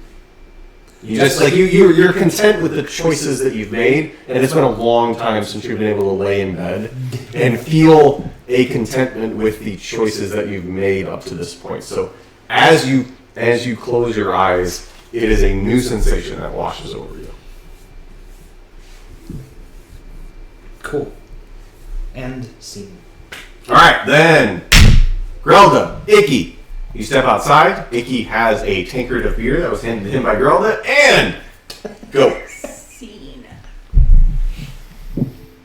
Wait, are they both frozen? They're both frozen! No, just Grelda. Oh. Wait. It seemed, yeah. This Oh, there you go. Alright. It's just, yeah. It just like... Alright, go ahead, Tammy. Are you sure? Should I just turn my camera off? Is it more weird? It keeps freezing for you? No, this is more fun. Just, Yeah, go for it. Just go. you would not believe some of the weird poses you get. Keep rolling your eyes. I really think it's like you're switching off of Discord or something. That's like a that. different one right there. Oh. Oh, this is I my mean- voice of Grelda. Damn it. I mean, aw, but at the same time, aw, because, you know. I don't know. I think I like the other one better. Turn the camera. Alright, turn the camera back on. Please. Party, please. Alright. So, Grelda and Icky step outside. Alright. Are there people around? Is it like a busy, kind of like bustling thing? Or? I would not say busy. There are people kind of moving around. At this point, it's probably 6 in. Or, They ain't leaving till 6. I will say 6 in the morning. No, it is. I would say with the conversations that have happened, it's probably around 7 at night. So the sun is in the middle of setting. It is dusk. there are a few people wandering around, but it is a normal evening in Sandpoint. It is not bustling, but there is also not it is not empty. There are a few people around, but it is very easy to have some alone time. Remind me how close we are to the Goblin Squash tables? They are literally next door. Okay. So, seeing that there's still someone, Grelda turns to Icky and is like, and she's clearly awkward. Like, this is awkward for her. This is not like she's feeling very weird about whatever is happening here. So More awkward than normal? Should we check on the stables? Like, she wanted to say something else and then just like immediately flipped her brain and now we're gonna check on the stables. Like, do you want to do that? Icky just kind of like, okay. Is this where she makes more fun, Icky? Alright, so as you walk towards the Goblin Squash stables, it is darker inside the stables than you're used to. You can see that a few of the lamps have been turned off. You can hear some horses inside. And as you step right to the front of the stables, towards the back, you can see a figure kind of moving between the horses. Is the figure moving stealthily between the horses? No. No. Okay. It is. No, it's not. You see the figure is not trying to hide at this particular point. So Grelda calls out hello. Now he's still thinking. Oh. And he kind of like moving between the horses, stops, sets down a couple of pails, walks. Oh, hi, hey, what? Oh, I didn't expect you guys to be here this evening. I was just brushing down the horses. They like to be brushed down before they go to bed. They've kind of found that out over the last couple of days. They like to be brushed. You start at the head, kind of move down the body. It calms them down before they go to sleep. Can I? Hi, evening. Hi, what's up? Oh, Paddock, I didn't see you there. Well, it's my. He kind of nods his head. It's my natural sneakiness. I've been practicing a lot, and it's just kind of. My friends have told me that it's just kind of worked in naturally at this point. I don't even try to sneak up on them anymore. And they don't know I'm there until I'm there. I guess I've taken after your little sneaky friend, roguish friend that comes going around because he tries to hide, and I try to do the same thing. You certainly do, Paddock. You certainly do. Thank you, sir. I appreciate it. So, can I, you want me to show you around the stables? You want to see books? What can I do for you this evening? I'm sorry, I never regret any decision that turns me into an RP with Paddock. Honestly, I will say leading up to this, I'm like, which NPCs are they going to talk to? I got to practice all of the voices. You know that sense of calm Tarnan had just a moment ago? Yeah, it's gone. He doesn't know why, but it disappeared. Between Pezza, Basana, and then that annoying mayor from the Okay. Look, I love that mayor so much. Of course you do! I never actually interacted with him because she would have loved him. He's one of my favorite characters. But Your most and least favorite NPC? Yeah. Alright, so, you are, Paddock is in front of you. So, anxiety. yeah, she's like pretending to be like all like formal and stuff. So, we've heard you're doing a great job. Is there anything you need from us? Because we are not always here. So you're our face. What do you need?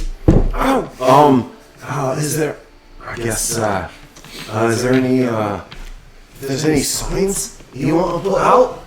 Anything you want to let people know? The Goblin Squash Stable's got new owners. I try and tell everybody that the Sandpoint, the heroes of Sandpoint own this place now. Can't say it's got any more business, but people keep dropping off their horses as they kind of did before. So if you want to change the sign out front, and I gotta ask, all these ears, are these staying?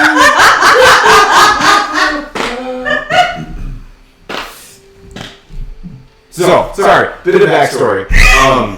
Goblins Crush Tables was owned by a dwarf who hated goblins, and he paid people to cut off the goblins' ears and pin them up to the rafters. They are. So there are dozens and dozens of goblins' ears.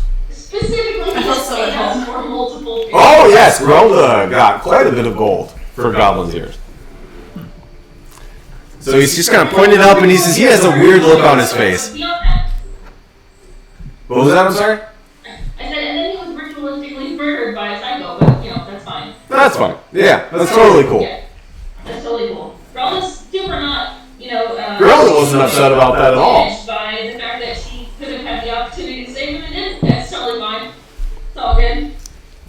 Alright, so Paddock is pointing at oddly pointing at the ears on the ceiling. So Grella looks really awkward for a moment, and then she turns to Icky, and she's like, "Are the ears weird?" Icky looks up, looks at Paddock, looks at Grelda, back at the ears, back at Grelda, kind of leans in, honestly, all ears are weird to me. That's the answer, Amber. Well, So Grella, it's like this is a new concept for her, but she's listening to Paddock because Paddock, she wants to make him feel like his voice is heard. Do you think people find this off-putting? I mean, I don't know. Nobody said anything about them. I've not been in a place in Sandpoint that uses goblin ears as decoration. I've seen the atlas from the hunters in a bunch of the rooms, and I'm assuming it's the same thing. But there's a lot of them, and some of them's got names in them. Yes, I've not seen it before. It's a little odd. Grella, who has only carved names in a few of them.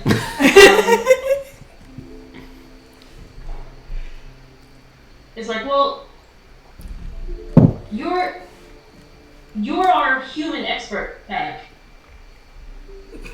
we're none of us are human.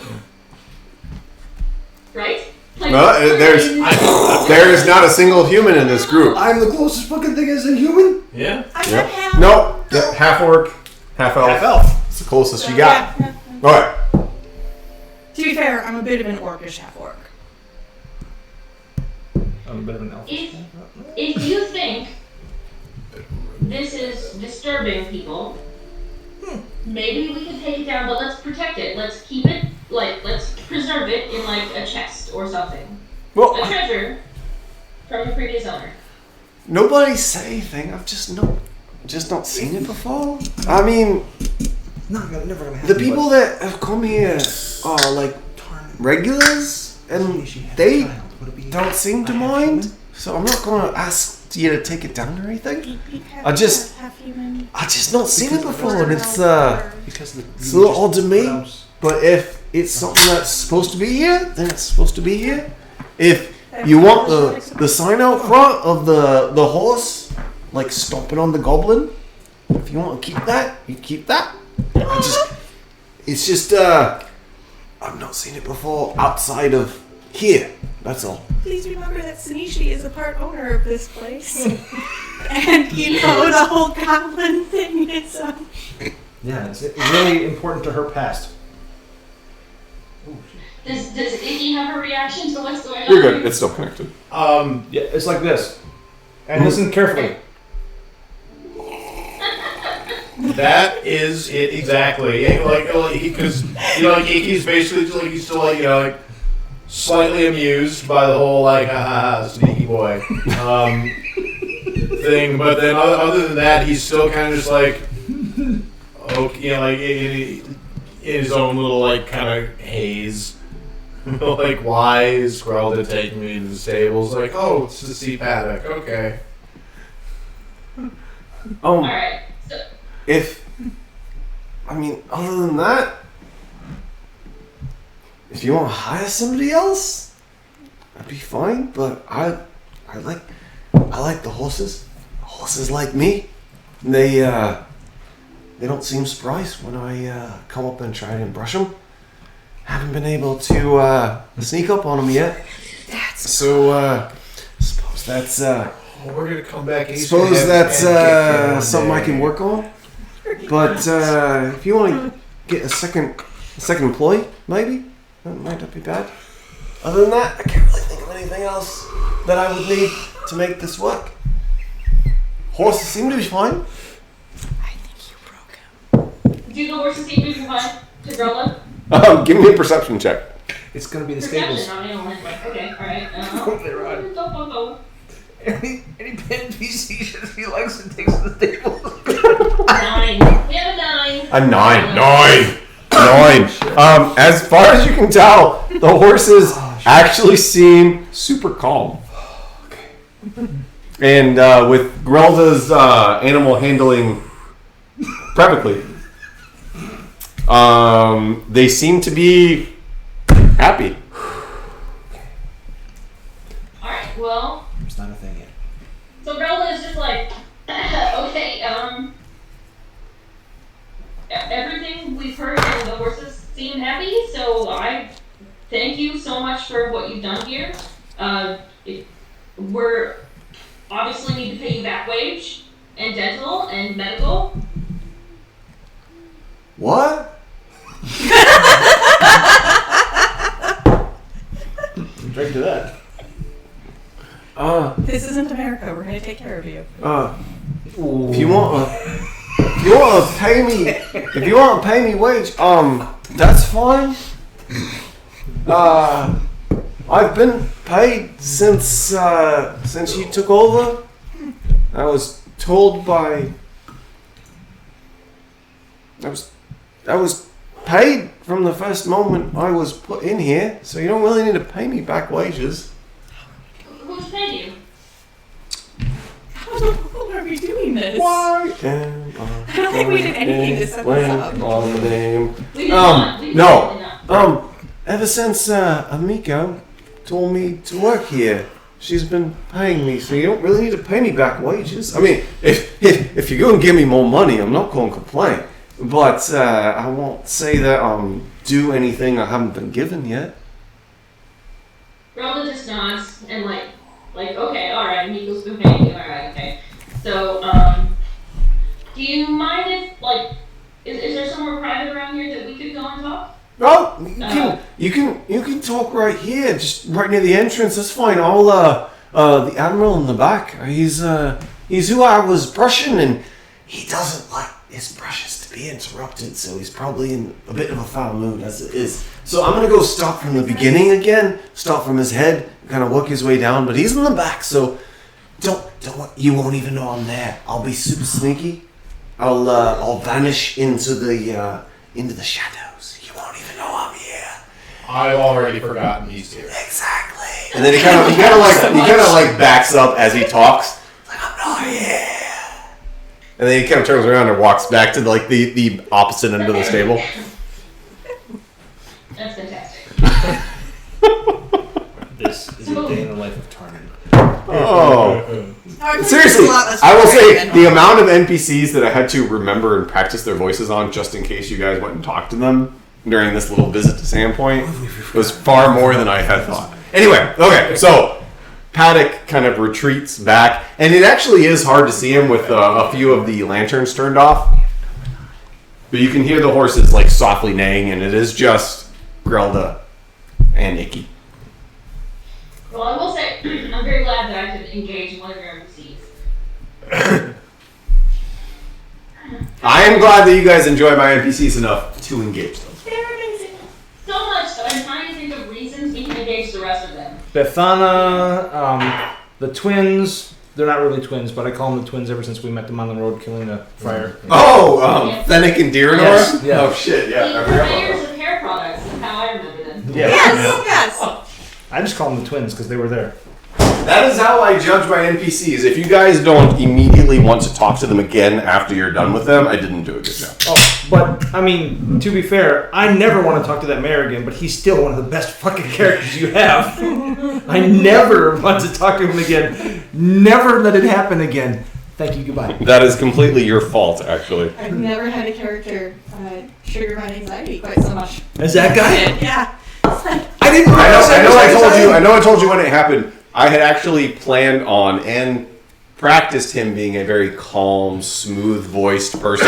But as soon as Tarnan spoke to him, I was like, no, this guy's going to be like super tweaky. Great. Alright, so Grelda, Icky. Any opportunity I could, but he's in a different city, so we're not. Thank you, No. universe. Grelda and Icky.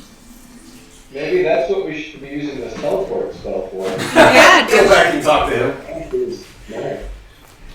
Fuck the plot. I just want to go talk to all these NPCs again. Yeah.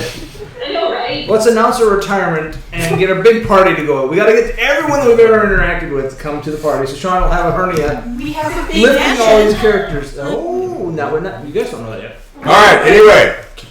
Grelda, Icky, you are alone at the front of the Goblin Squash stables. Squash God. Continue. Squash her. So, Grelda is, like, obviously, like, awkward and, like, weird. And she attempts to sit on a barrel, but the barrel is actually slightly taller than she is, so it doesn't go well. So she tries 2 times, and then, like, just stops, and then, like, finds a bale of hay, and, like, awkwardly heaves herself up on a bale of hay. Okay, well, because like after the first, like, after the second attempt trying to like, get up on the barrel, like, he would probably just, like, cup his feet under So, a foot. she would take that. All right. She would take that and get up on the barrel. Because then, if you were seated, she would at least be at, like, eye height with you. Yeah, okay, yeah, that sounds good. So you'll just kind of like give her a little, you know, like hop up, not quite tossing the dwarf, but we'll Yeah, get. no, this is nowhere near as embarrassing as when Sanishi had to pull me up to a window. That's right, I forgot about that. Alright. So yeah, and then Bill sit down like so. You wanted to talk? Grelda, like, basically immediately doesn't make eye contact. Like, she just sort of, like looks away and is, like, awkward. And she has a wineskin with her, and she pulls it out and she fills with it. She doesn't actually drink any wine or anything that might be in it. She's just using it as, like, a tool to, like, soothe her awkwardness. And she says, so, going back to your island is a big deal. It is. I'm still not sure that I'll be bringing anything good back there. She nods. But it seems like that's what we need to do, and I'm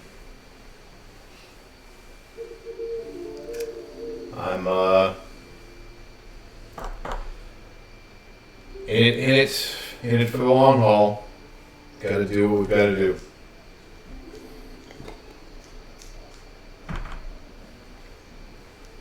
And you know, I think them letting you go was wrong and stupid and wrong and stupid. And then she does take a swig. Yeah. It's like he kind of like, you know, you can tell he's like a little like, you know, like heartwarmed, aside from used by the sentiment, but he's like, it's they.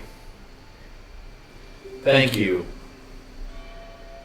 but I don't think that they were wrong. I've done terrible things to my people, and I wish I could know for certain that, like, I've never wanted to hurt any of them, but I just wish I could know for certain that I wasn't bringing something even worse to them if we go back. You are bringing some shade. I wasn't going to say it.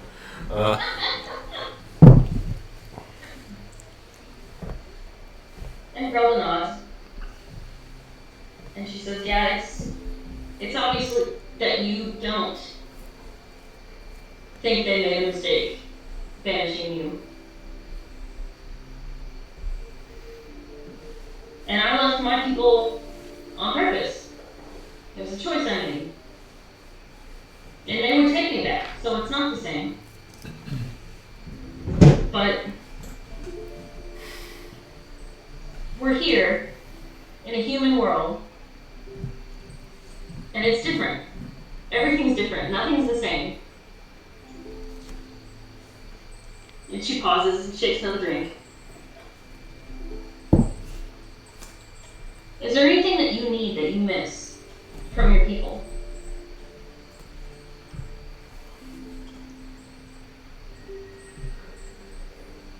For a long time, I missed the sense of family and community. As awful as some of the things that we've all seen have been, I felt like that gap that hole is kind of being filled by our group here.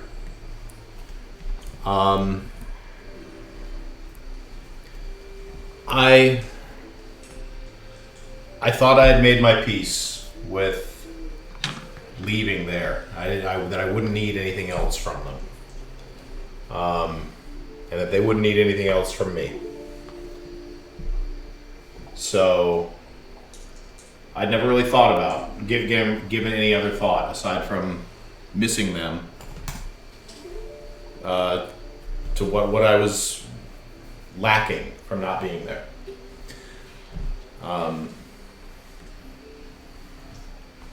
Sure, it would be good to see my people. It would be great to get the approval of my master, show him how far I've come, but I don't know that any of that's worth the risk.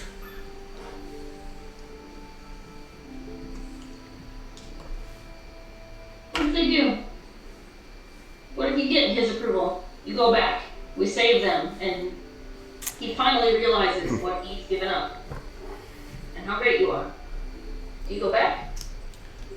It's not what they gave up. I gave them up by doing what I did. But it would, as much as I would love to have that approval back to get that forgiveness, I know I don't deserve it. And I don't expect it. No. You don't think so. But what if they do? What if you can't go back? We won't stop you.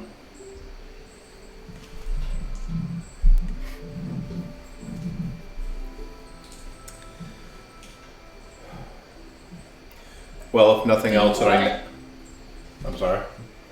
Do you want them to take you back? Is that something you want us to aim for?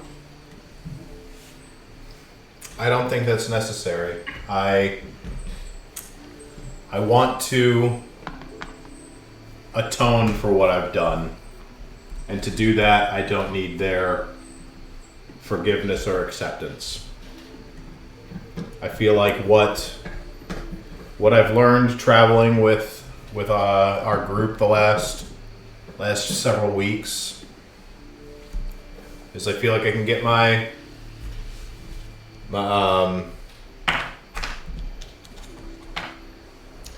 fulfillment outside of the monastery.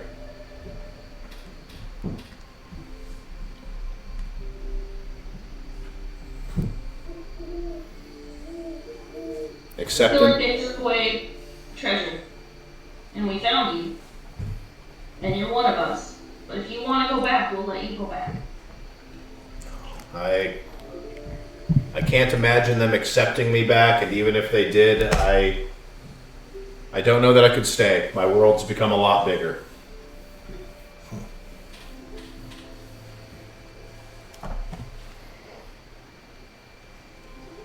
What was it like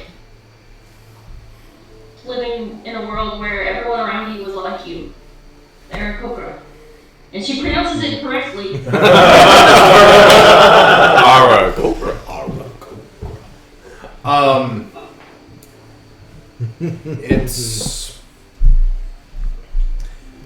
It's hard to explain. You know, we live up in the mountains. We can all fly. It's our domain. There's a freedom, a peace to it that,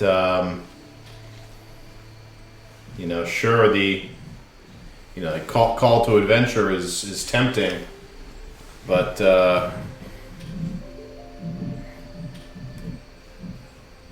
there was just, you were a part of something there, you know? And even if you wanted for more, it should have been enough. It should have been enough for me. I had to go explore.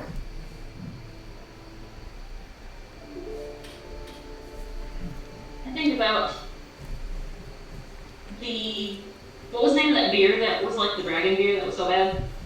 The red. The angry beer? Yeah. The angry beer, yes, I didn't want to say it, but now I just can't say it. It's fine, it's free, because Sean said it first. The angry beer. Oh, what was it called? Yeah, I don't have it noted. Damn it. It was.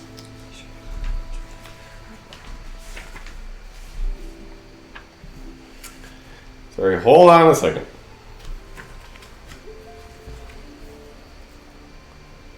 Nope, it was after that. We are terrible. We don't even know what the beer was called. No, right? What kind Red Claw Ale. That's Thank what you. I was it just is. about Red Claw Ale. It's like White Claw, but red. Which is why it's so bad. Yeah, it's just about as terrible for you too. Yes, Red Claw Ale. Me. I'm trying to remember the The tagline? yeah. It's like made from real beer. Yeah, I don't know, the label that you sent was amazing. Anyway, just as a reminder to the rest of the group, there was a point actually where Grelda and Icky walked off and had a conversation about what happened to Icky. And the angry water and all that stuff, and it was actually while there was like a shrine to Icky that I think Tarnan quietly dismantled before Icky could realize just how bad it was. So, Grelda says, I think back to the Red Claw beer, Red Claw Ale, and how that was my people. Those were people I knew. They weren't themselves. They hadn't done anything wrong, and yet they were still doing wrong things. And while we were there, I wanted to help them, but they weren't family anymore.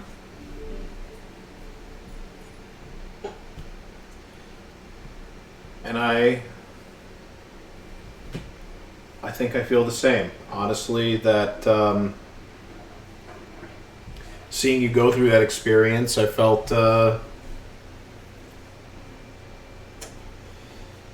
I felt a bit of a mirror of some of my own experiences there and how things could be, might be.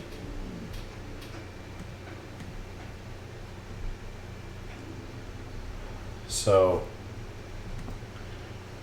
I don't, while I want them to be okay and I want to be able to take care of them, even if there were a place for me to go back to, which there isn't, I don't know that I would want to take it. Because I agree.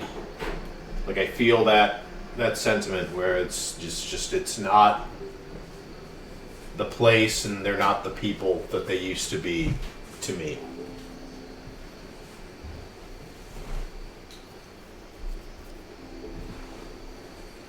We live in a world where we're surrounded by humans all the time. And I think you and I both realize how weird that is. Like, neither of us grew up in a human world. We weren't surrounded by... And she says tall, and then she stops, and she goes short. Humans. And the way that they express affection to each other, the way that they interact with each other is totally different. And I'm trying to fit in and express those feelings the same way.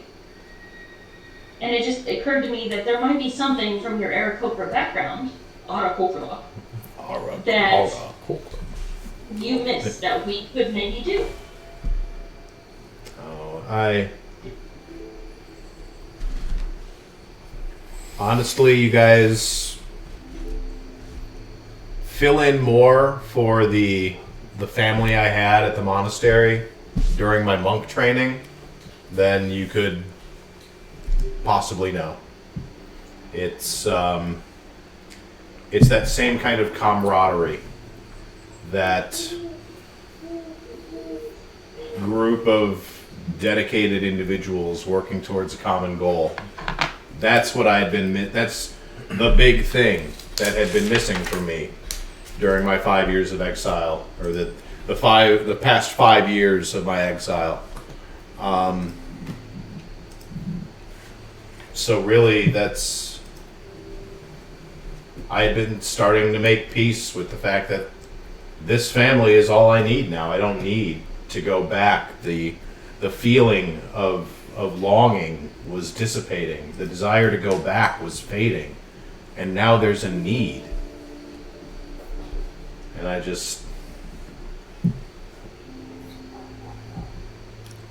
I'm still not convinced that even if I need to go back, it still won't end in disaster. If it ends in disaster, if it does, take the worst path possible, is there any group you would rather be with when that happens? Can we bring Paddock? So, joke. Roll. No. No, I can't. I'm sorry, what? So you'd rather be with Paddock? Well, I mean, if we could just add Paddock. I love him, Right. Mom. Darn it, Barbara. Oh. Oh. No, don't worry about him, Parnan. Paddock's my boy.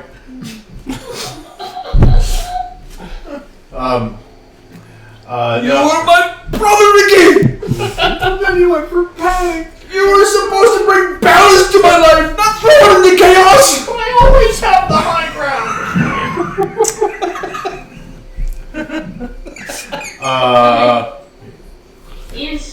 If you would be comfortable sharing, I would like to know how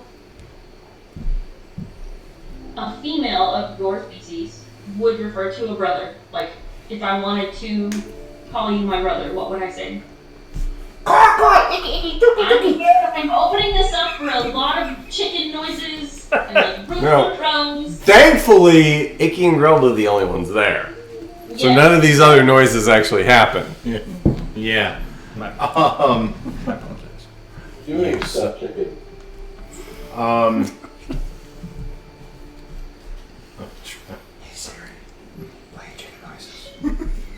Nate is torn between making the chicken noises and having a serious response. I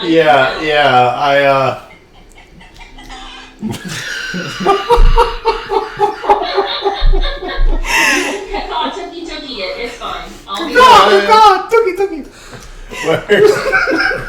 Sorry, I'm an asshole. Yeah. I'm an asshole. That's all right. I'll go sit in the corner. Yeah. Did you I corner? think you just need more beer. I think you need to drink your beer is what you need to do, Bill. I apologize. Okay.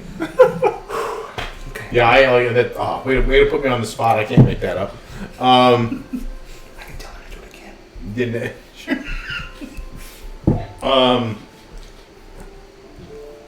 I would say that yeah, at the monastery, everybody refers to each other as brother and sister. Okay. Just as simple as that.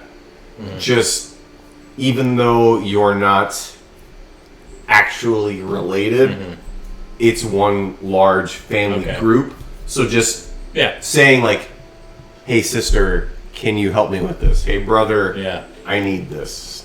Just referring to each other as sister and brother is a normal part of life at the monastery. Yeah. And that's kind of what I was. Also, it's a scream, right?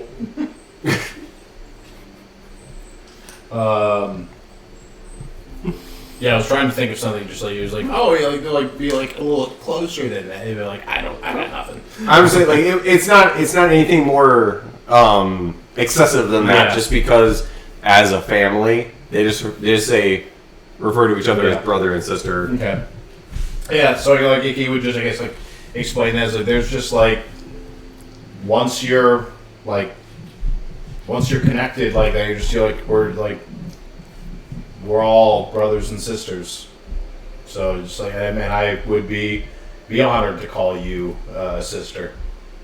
I think this. Marilla, on her high seats on a barrel, reaches out and probably still slightly up to Iggy's shoulder, and says, "And I consider you a brother."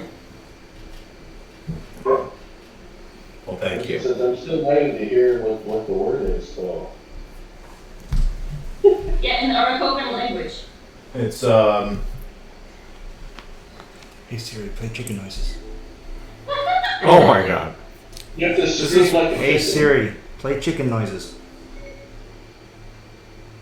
A chicken sounds like this. yeah.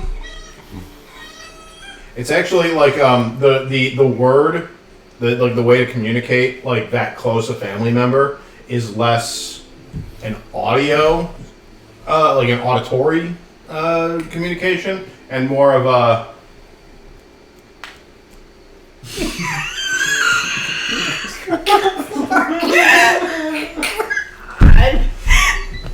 So instead of laying her hand on your shoulder, Rella does. Let this be a perfect example of how we can pendulum between super serious and fucking ridiculous in 30 seconds. Oh my god.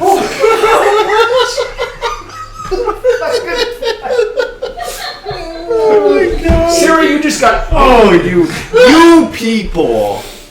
Holy crap, that was good. It's not auditory, it's kind of like a.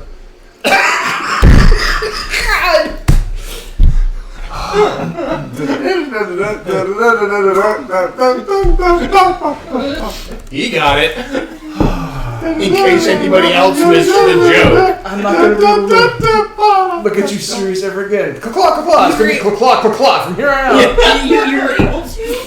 Yes. In the past, I could take him serious, but now every time he says claw, claw, it's gonna be claw, claw. Gonna go into hell. Yeah, Bill, the fact that you could ever take the claw, Claw. is a weird. Excuse me. Claw, tookie. Oh, I can't even drink Alright, anymore. so I'm the done. girl takes on a great big swig of her, Oh, whatever shit. she's drinking. And, like, unless Icky wants to start a further conversation, that'll probably be the end of it. No, I think thank you. I really appreciate I appreciate this family.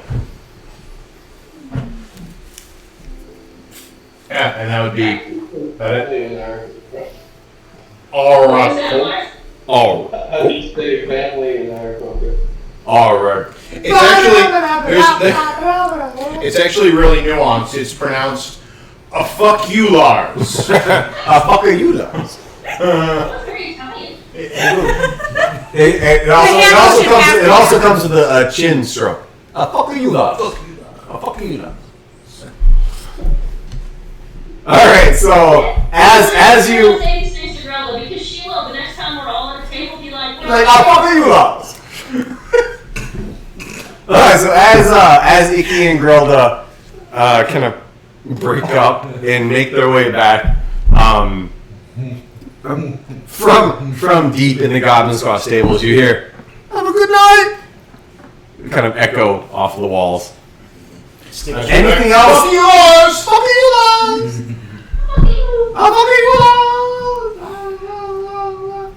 Is there anything else that Grilda and Nikki would like to do before heading to bed for the evening? Grelda's also gonna have a bath before she goes to bed. All right. Very easily done, and again, because of everything that's been going on, not necessary to pay. Actually, Sunichi would be done by then, so Grilda would take the same bathing room that Sunichi had after she was done. So what you're saying is She's bathing in hopefully blood. there are 2 bathtubs in this room, and one of them is splattered with blood all along the wall. No, as Grilda walks into the bathing room, that young young teenage boy is like finishing scrubbing the tub, and he's just shaking his head, and you hear you can't tell what he's saying, but he's just muttering swear words and curse words as he's scrubbing this tub, and he picks up a bucket of just red goo and just nods to you and just shakes his head and kind of walks out and closes the door as you walk in. And Grella has taken many baths in this room, so she knows where all the shampoos and soaps are. Oh, But yes. it's also still quite revolting from all of our murderous things. And So I'm sure he will be just as happy to clean up after you. Yeah. All right, so I think that hits everybody. Is there anything anybody else wants to do before everybody goes to bed for the evening? Probably be around, we'll say 10, and everybody kind of hits the hay. Icky would, he'd take one of them baths too, and take just a quick cycle around the city in the air afterwards. Are you sure he'd take one of the baths I like just- what we took, or would he take a bird bath? Yeah, I'm imagining this same person frustrated with I'll fuck you up. Grella, and then Icky comes in and just splashes water at the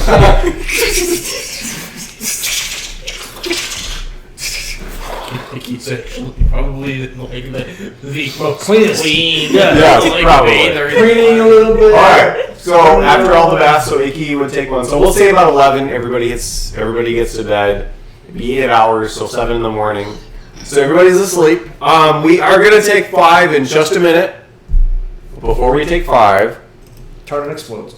no, Wait, let me click that one rest button so bad. Icky, would you, as everybody falls asleep, Icky, you might need to turn that down a little bit. This is not. Oh, that's really cool. We're flying towards the moon underneath the clouds. Why don't you turn that down? Well, I everything can't. else has been fine.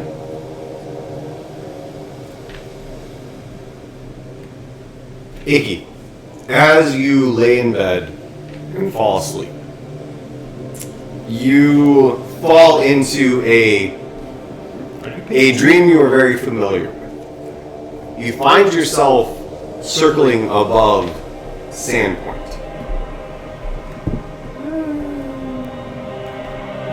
No, you're gonna need to turn that down, man. I turned it down. Turn it down again. Let me. So now I can't get to the interface. Now it's just not to. There it goes.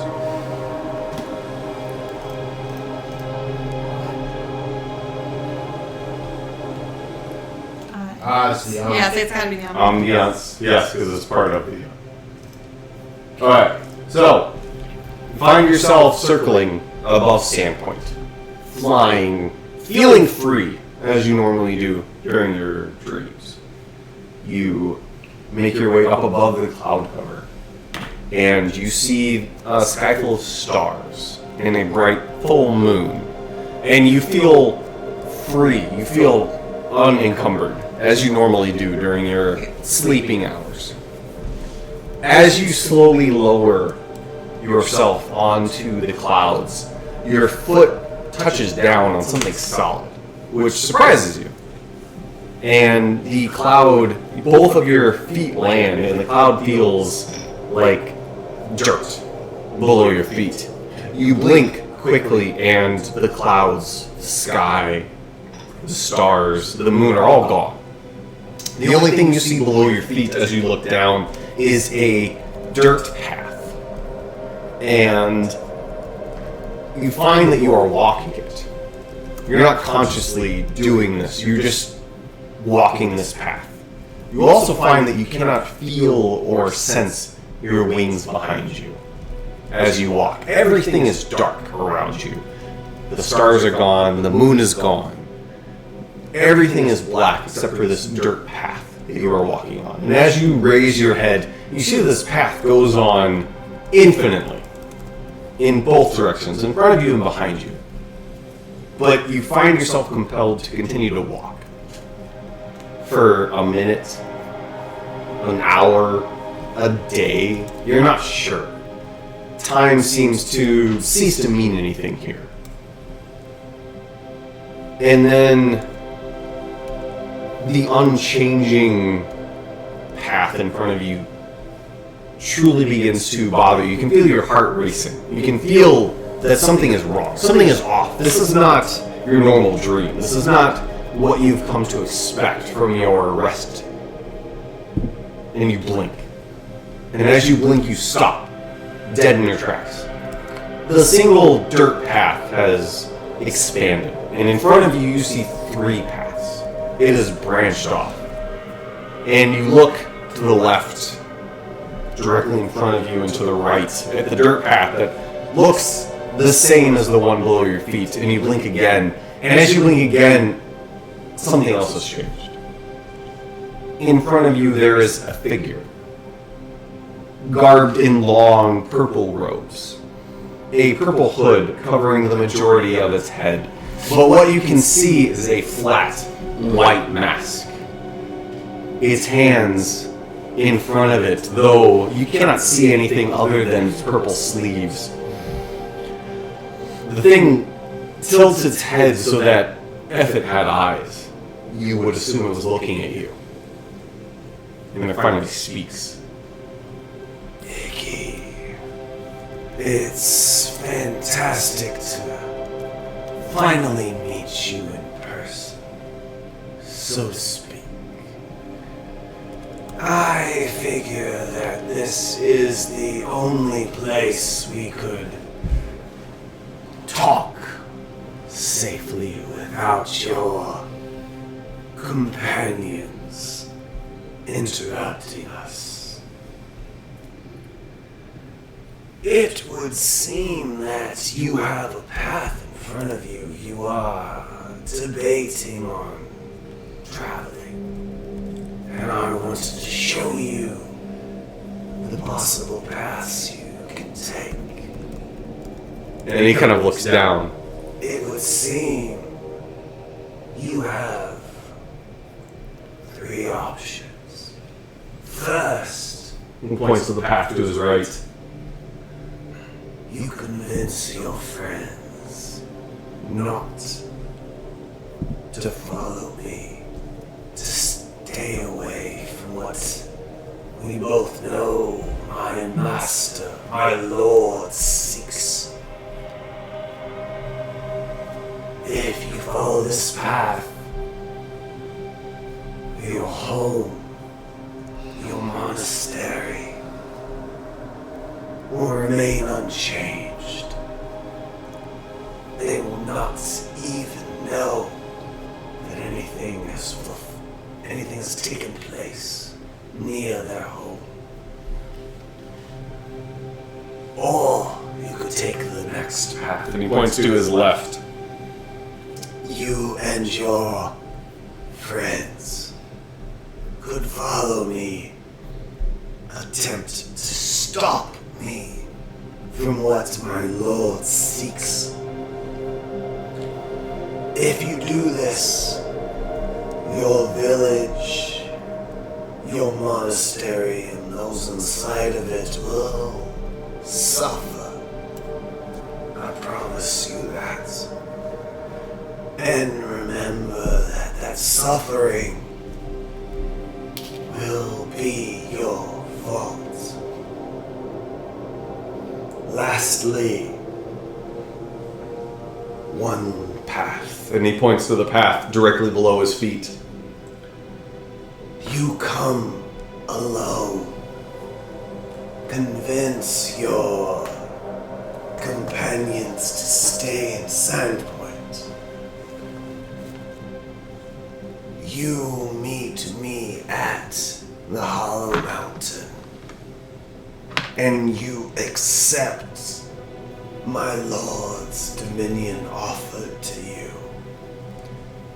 Pledge yourself to my Lord. Take the kingdom he has promised you. And no harm needs befall anyone you care about. Your monastery, your friends, can be treated as you see fit, for you will be the lord of this kingdom, this 7th of Varissia, split off from my lord's gift.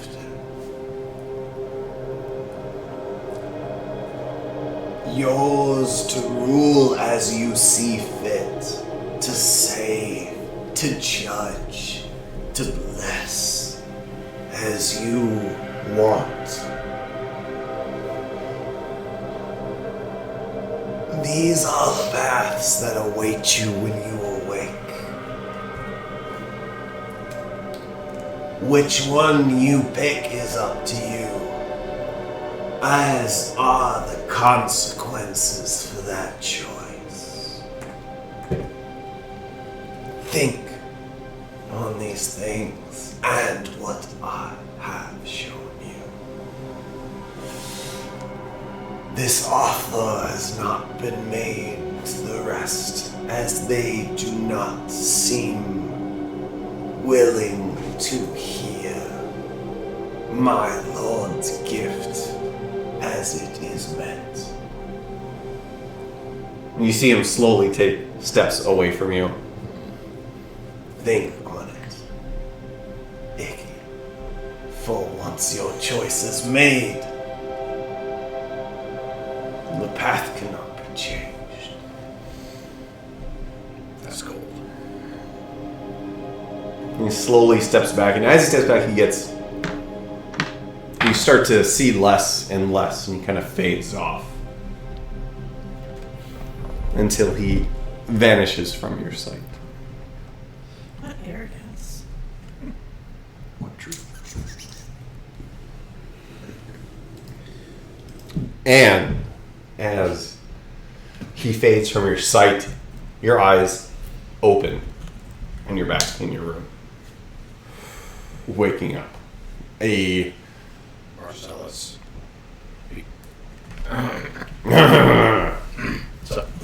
No, a small coating of sweat on your body.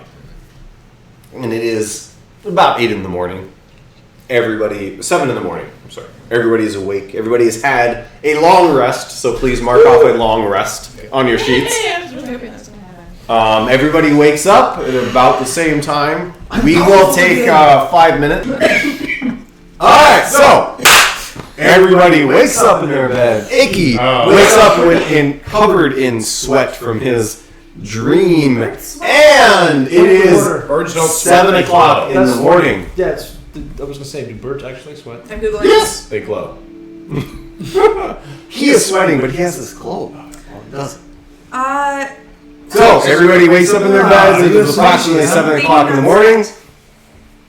Birds don't. Birds don't, but do Aarakocra. Aarakocra. Jesus Christ, you fucking racist. You know what? It's my world. Hey Siri. Aarakocras sweat. Birds don't have sweat glands. Well, Aarakocras do. What now? I am God in this setting. So anyway, everybody wakes up. 7 o'clock in the morning. And go. Really? There's a part. Down for breakfast? Out of character. There's a part of me just like wants to like have like Icky starts the day just going. And just like starts screaming. Doesn't. But. Just circles above Sandpoint screaming. Yeah. It's more like Una. Yeah, okay. Except flying. All right, shoot it down. Watches while drinking beer and going, I'm sure he's fine. We were last night, it's fine. Yeah, like we all gotta let off some steam now and then. Wait, we had a good talk last night. Alright, so everybody is currently in their rooms. I'm gonna go down for breakfast. Because, you know, me and my blood sausage gotta get. A little earlier than most people because you went to bed, so you can just take a bath in the morning. Okay.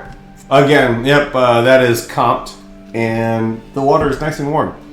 And you do your best not to let your head sink under the water, since it is a human-sized bathtub, and you are a small gnome.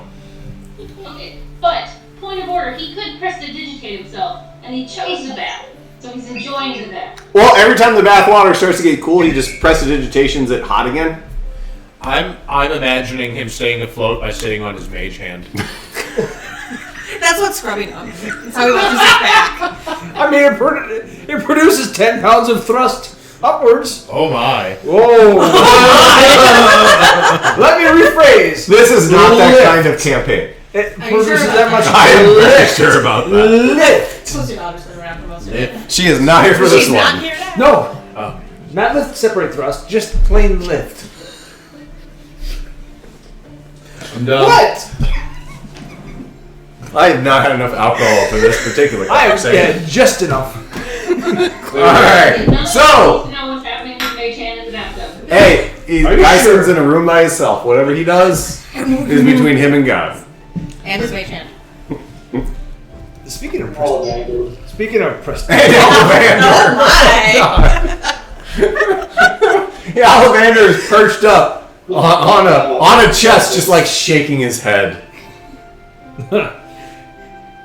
Alright, so it is morning. Everybody ends up one time or another heading downstairs. Yeah, for breakfast. Tarnan just uses prestidigitation to clean himself. I would say Sunishi ends up there first, but everybody ends up there about the same time. Gyson gets up a little early, takes a bath, but everybody does kind of end up down in the common room at about the same time. Icky will probably delay heading down. So Icky would come down last. Yeah, not by like more than an hour, really, after having woken up, but he would. While his first instinct would be to just like jump out the window and do some flying, he just like sit in a room for a while and stew. So we'll say about a half hour. Alright. So everybody's down. You sit. You get some breakfast. About a half hour later, Icky does come down. So he is the last one of the group to make his way down the stairs. Thana serve us the breakfast? What was that? Did the Thana serve us the breakfast? Sure.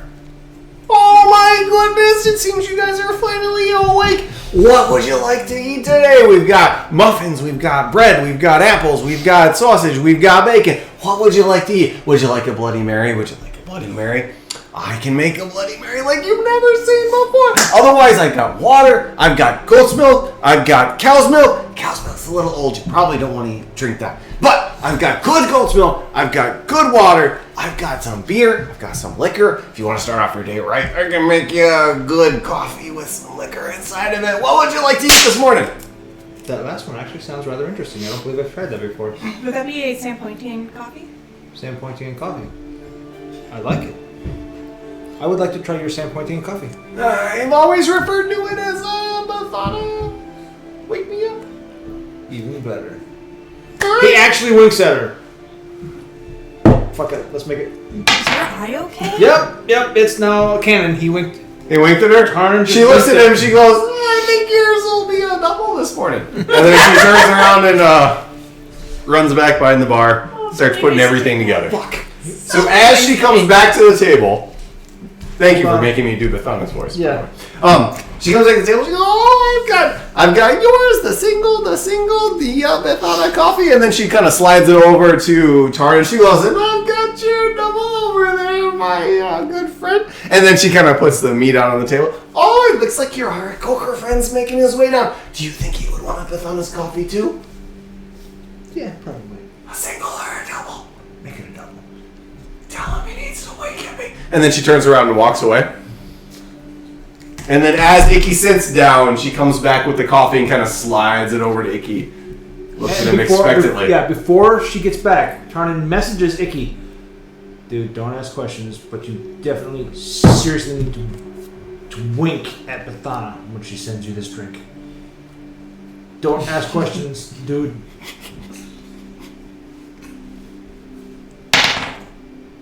Tarnan doesn't manage to keep a straight face either, so he's like... So Bethana comes over, sets it down, and slides the coffee in front of Icky, and just so like Icky looks over and just kind of like he's like blinking a lot, and like a few times he like kind of like she like looks at you a little bit.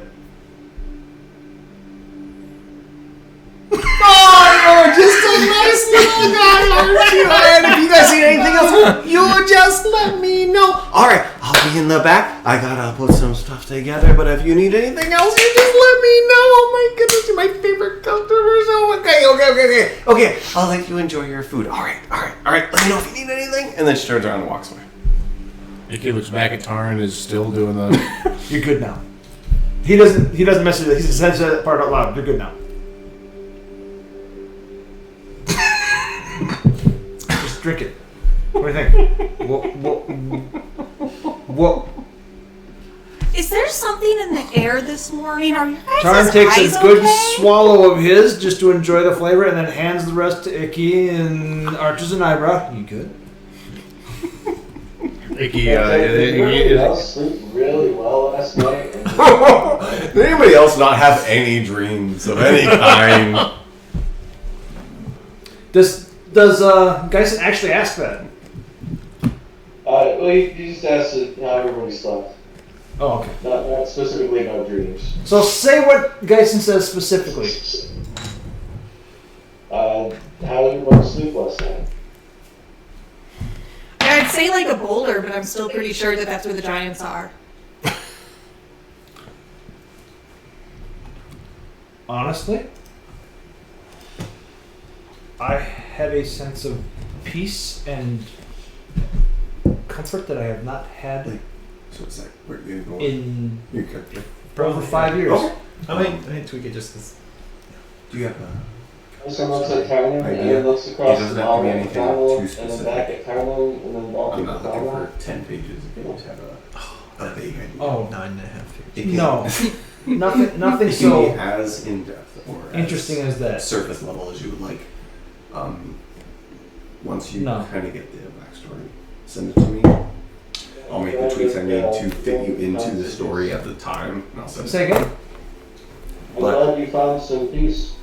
The It was very interesting. artificer. I'm really interested. And that actually gives me a really Yeah. good idea. Something to explore further later. Anyway,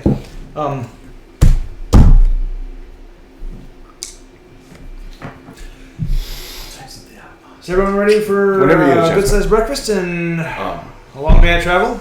I know girl does not. are you on Discord? I do. I'm sorry, Can you Sean. send? Yes, I'm sorry.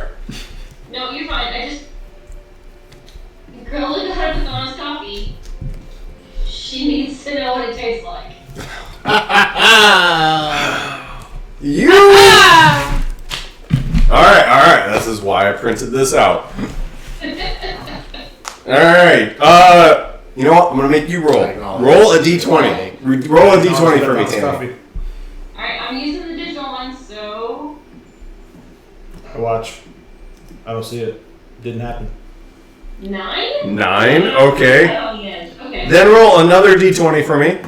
Alright. Icky, don't rip that off. That belongs on her. 8. An 8. All right. Then roll a d8 for me. It's supposed to be on This is her. clearly why I stopped using digital dice, y'all. I'm just saying. Yeah.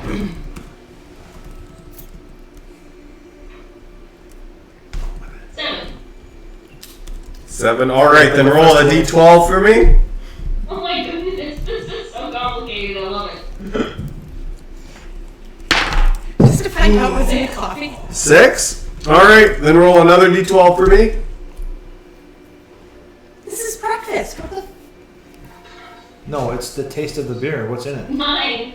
9. All right, then roll a d6 for me. Okay. 2. 2. All right. It tastes like a rosé wine that is brewed locally in Sandpoint. It has a vaguely salty flavor to it. It is stored in a wide, shallow bowl that is carved into the floor of the tavern in the back room. It is served to you in a full bottle, like a large bottle. Okay. Never. And and right beside it is a small bowl filled with random nuts. What in the world is that? This is a tavern drink table that I found online. This is a huge, like, what it tastes like, what it's served in, what it's held in. This is what I've used because Tammy demands to know what every random alcohol tastes like. So I had to have a table ready Thank to you roll for for ruining such my idea purposes. of what that coffee tasted like. I really enjoyed it until just now. Due to that first roll, Now I of sitting understand. wine I understand why Turner went. Okay, no, let me translate for you, okay? So, Grelda tastes a mulled wine undertone, just a little bit of a wine flavor. There's a strong nuttiness, but it's clearly very Sandpoint. It reminds her of both the dark beer and the light beer that she's had that's been brewed here. So it's really easy The to bowl see of through. nuts is intended to complement the coffee flavors in a deeper way, and it rounds it out and mellows it a little bit so that it's not just a sharp, dark coffee, but it actually, turns into something that's quite pleasant.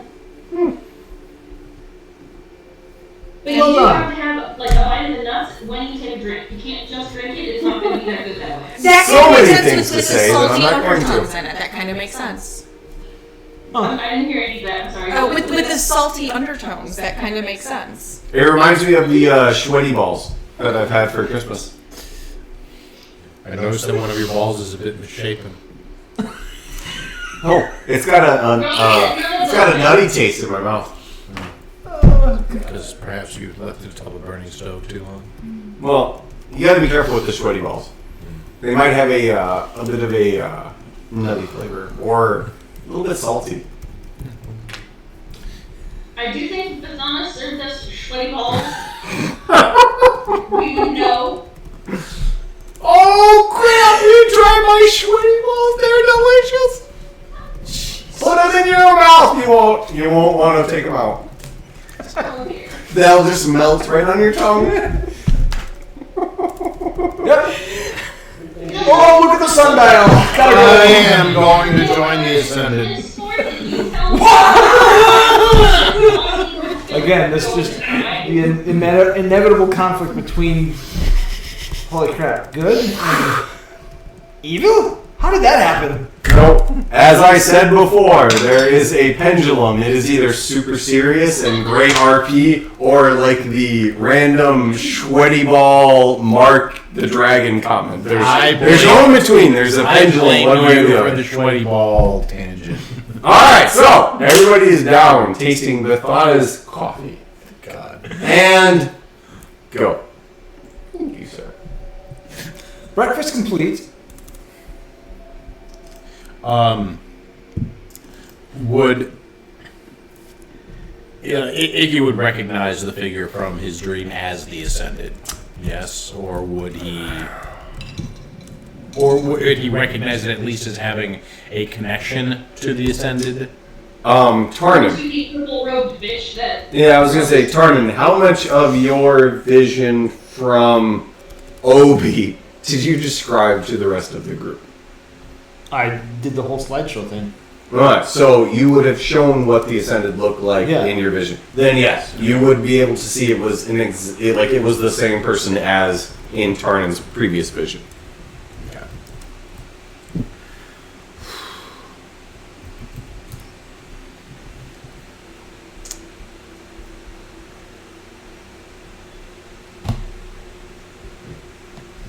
So everybody is sitting down enjoying their coffee.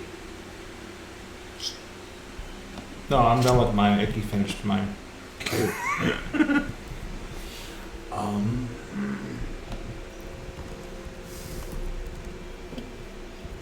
Ton of stand. It's just silent. Destin looks at Tiny and Nikki as he asks, are we all still on board with this plan? Yes. Yes.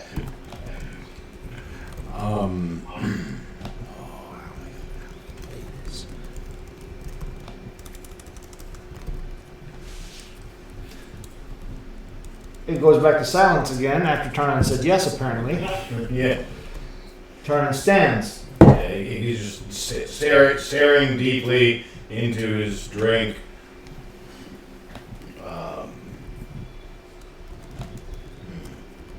Rella, apparently it's somewhere near Icky, reaches over, calls him, Yeah. mother, Thank you.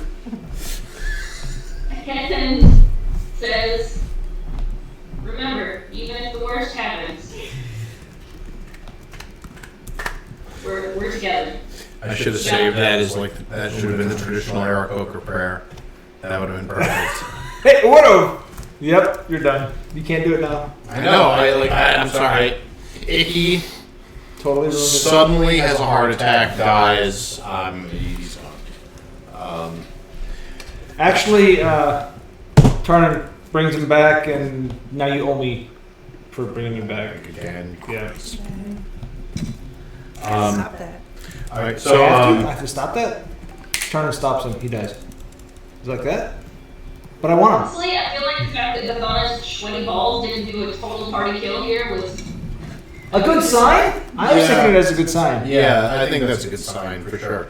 We should definitely take a good sign and go. So how crowded is the area around us? Actually, it's pretty light at this time of morning. There are two older gentlemen, ones you've seen a couple of times before, sitting at the bar, spread apart, kind of focused on their own meal, their own drinks, and there is nobody else sitting at any of the tables inside of the Rusty Dragon. So you said Tarn was starting to get up. Yep. So like Icky just like as he starts to do that, like Icky just like he like reaches out, like grabs his arm, kind of like looks around, make sure that like the group is all that could hear this if he as he decides to speak. Kind of like gestures for Tarn to like sit down for everybody to like kind of lean in. Tarnan sits. I had a dream last night. What? Oh, you're okay.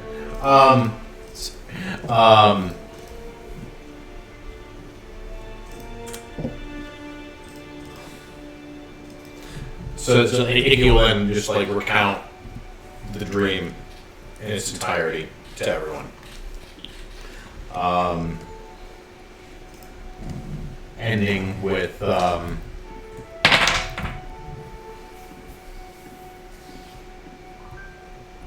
it's like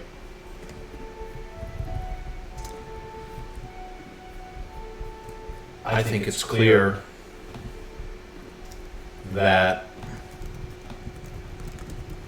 letting him have his way would be the bad choice. Rella, her hand on Gathana's coffee, she actually does... Can I do a strength check to crush them on? Yes. Give me a strength check. Please work. Please roll one. Hold on. Roll a run, tries to crush the mug, and it goes shooting out of her hand across the room. like smacks Icky in the face. I was envisioning it shooting straight up into the ceiling and get stuck there, and it'd be a. That's 24. Sean? Oh yeah, you like. You have, and it is actually a wooden mug Mugging that shit. like this. You grab your hands around it and you just, like it's paper. Like it's paper. Like it's paper.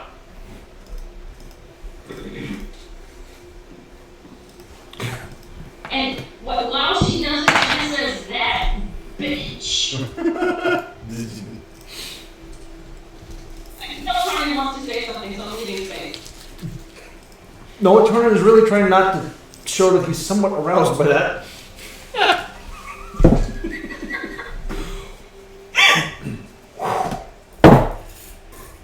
Wow. We should go and kill this guy. Sure you don't need a minute before you stand up? Nope, that's why I'm the leader. I'm leading. Pointing the way, as one might have. I mean, no one else is gonna notice, right? Can you see?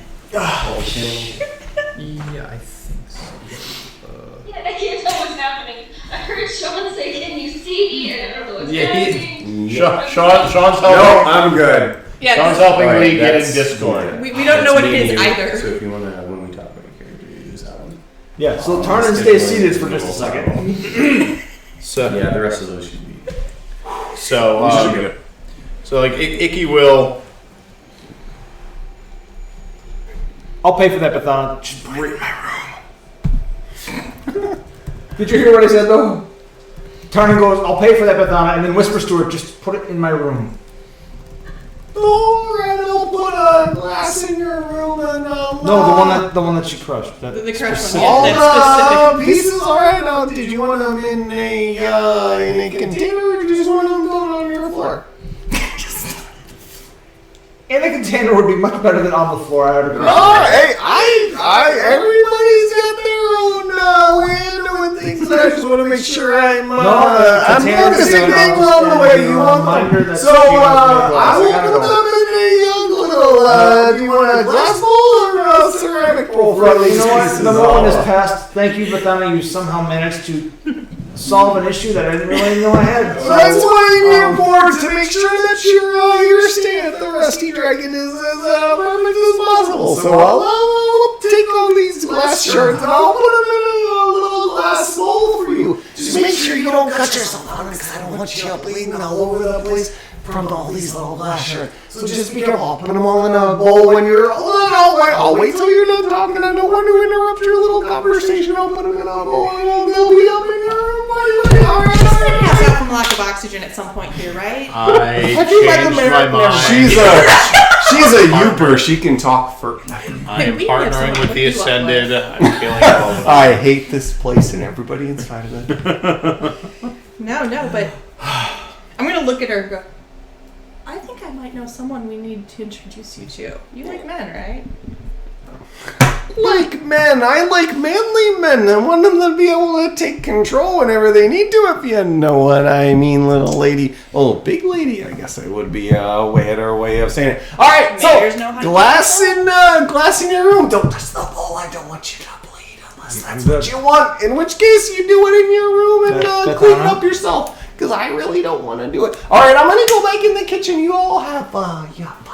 You did this. I just want to say, I'm sure Lars is having the same experience as me. Bethana cuts out every third word, and it sounds like the universe is bleeping whatever she's saying. I don't know what it is. She was saying some. Probably words is. at the Yes. time. Yeah. Probably is. Well, they were talking about Tarnan's bedchamber, so. There's been something with the Crap, she really was. I think when it's too loud, it cuts out or something. Huh. Alright. Well, either way, I mean, it wasn't integral to the plot. We'll say that. Sure? I'm pretty sure. Not I think yet. there was a lot of nuance weaved into that. I think there was. I That's think not coming. I think if you didn't hear every word she said, by the time we get to the last session, Campaign's you're gonna just miss some over. things. Yeah. Why are we even bothering? Bathana is the real BBEG. What can I say? Thank you, Batana. Now I can stand up without any issue whatsoever. Oh, you're welcome there, friend. Yep, okay, goodbye. Damn it. Alright, so Icky has informed the group about his dream. So which path do you want to take? Well, why would we take a path that's being offered? Why don't we? It was an echo. You're fine. Okay, That's I was like, lies. oh, Yeah. Jesus. So you were shown 3 paths, but whoop-de shit. Like, we can do our own. You can do your own thing. Just because this is what dude said you can do doesn't mean you can't make your own decisions. And if he does some bullshit based on your decisions, that's on him, not you. He's a lying, cutthroat, second-rate hack of a fuck that needs to die. I do like purple though. Ooh, yes! When we kill him, I want his robe. Dibs. I'm asking you as a favor to burn that fucking thing before I ever have to see it again. And we will buy you a new purple robe. We can talk about this later, Captain. Make it a cave. Relda turns to Icky and says, he must be pretty scared of you to try and scare you off. It must be pretty important that you come with us. I do not disagree with that statement.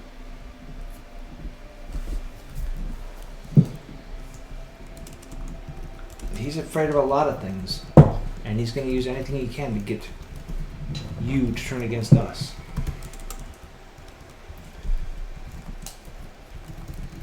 Just don't cook claws and everything will be fine. He can't make you do anything, only you can. That it doesn't need to be me. It doesn't need to be by my claw, by my claw. that that my people bleed. But we're To have it still be my fault. But we're gonna kill the guy that's gonna make your people bleed, so they're not gonna bleed. They might. Girl that actually says that. Like, they might.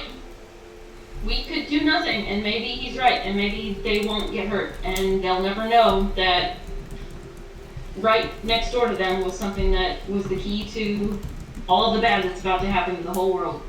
I mean, is that the better choice? Then or is it? That's also taking the word of this guy, which, like, other than his obvious style awesomeness, is like a jerk. Purple robes are. You know I like robes. Purple robes. Honestly, of all of us, Shinichi has been the only fashion-forward person. It's true. That is factually correct. It is very factually correct. What? Black's not good? I like black. Black's no, fine. Yeah, but I've been trying to get everyone else here to accessorize, and nobody will. I wear my purple pants.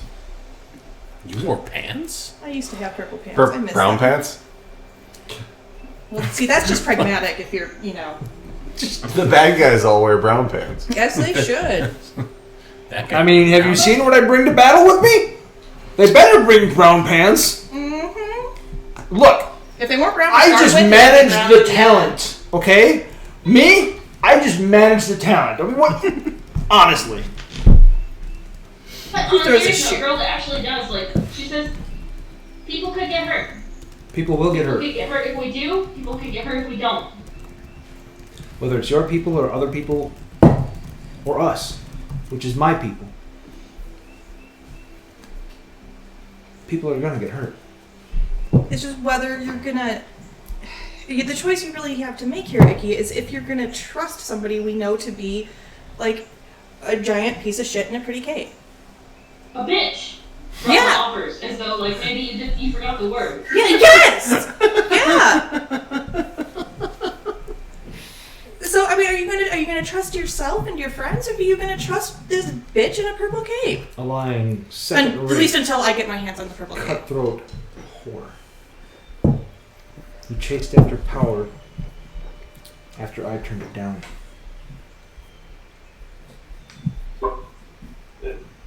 Do I just remember wrong, or didn't Icky tell us the dream and then basically say that he wanted to go get the guy? Like, I thought he'd already decided.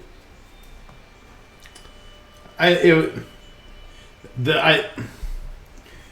feel like the decision, like while you're not wrong, I feel like making the decision was a little bit more implied by the fact that he was telling you about the entirety of the dream in the first place, rather than being cagey. You're expecting Sunichi to pick up something. Yeah, so we're good to go. This isn't about you anymore, Sunichi. It's always about me. Oh man, yep, that was gonna go down. Aww. I was hoping the head would. So we're good. Yeah, not quite. Not quite. To the dwelling. So Icky told you about the dream and insinuated that he would want to go after him, but did not make that a set in stone answer. Yes. Be like, well, let's get at it. Not that I want you to be anything like him, but do you believe you could convince him that you are on his side and will betray him? Betray a double agent, I think, is what I'm looking for. Where you act as if you're going to go along with him to get him into a position where we can more readily attack him. Is it worth trying something like that, given the proximity to Angry Water that we're going to be? It was a lot like splitting the party. Which you should always do. It's worked out well for us before. Icky would have the perfect reasoning for saying, no, I can't split off the party. I have to stay with him to convince them to come with to wherever he wants us to be. Speaking of splitting the party, Turning, can you give me another wisdom saving? Mother truckin'. I will throw you. Do you know what's going on? That's usually how you work with dice. Throw the dice. Or you could drop the dice. Tossing them. Is it a single digit number? Is that the reason for the face? Oh, it's a 10. And what is your total? No, that is the total. It's a 10. It's 10? Alright, thank you. Continue. Do you have any idea what he's doing this for? Yes. I know what I'm doing this for. Well, I know you. I'm talking to you, DM. God knows what he's doing this for. And I'm looking back and I'm like, what item are you holding in your possession that could be trying to curse you? Right? It's not. I'm guessing it has something to do with his god. Probably. Oddly enough, that's not my god. It's something I am very much aware is lesser than a god that has chosen to. Anyway, continue as you were speaking, good sir.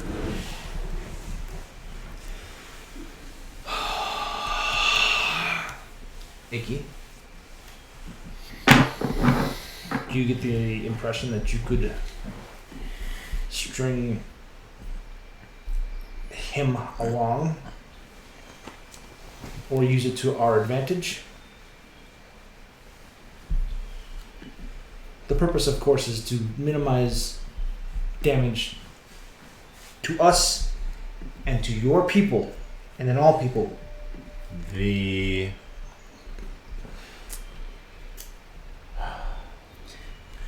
only options I was given that align me with him ensure that you guys don't come along.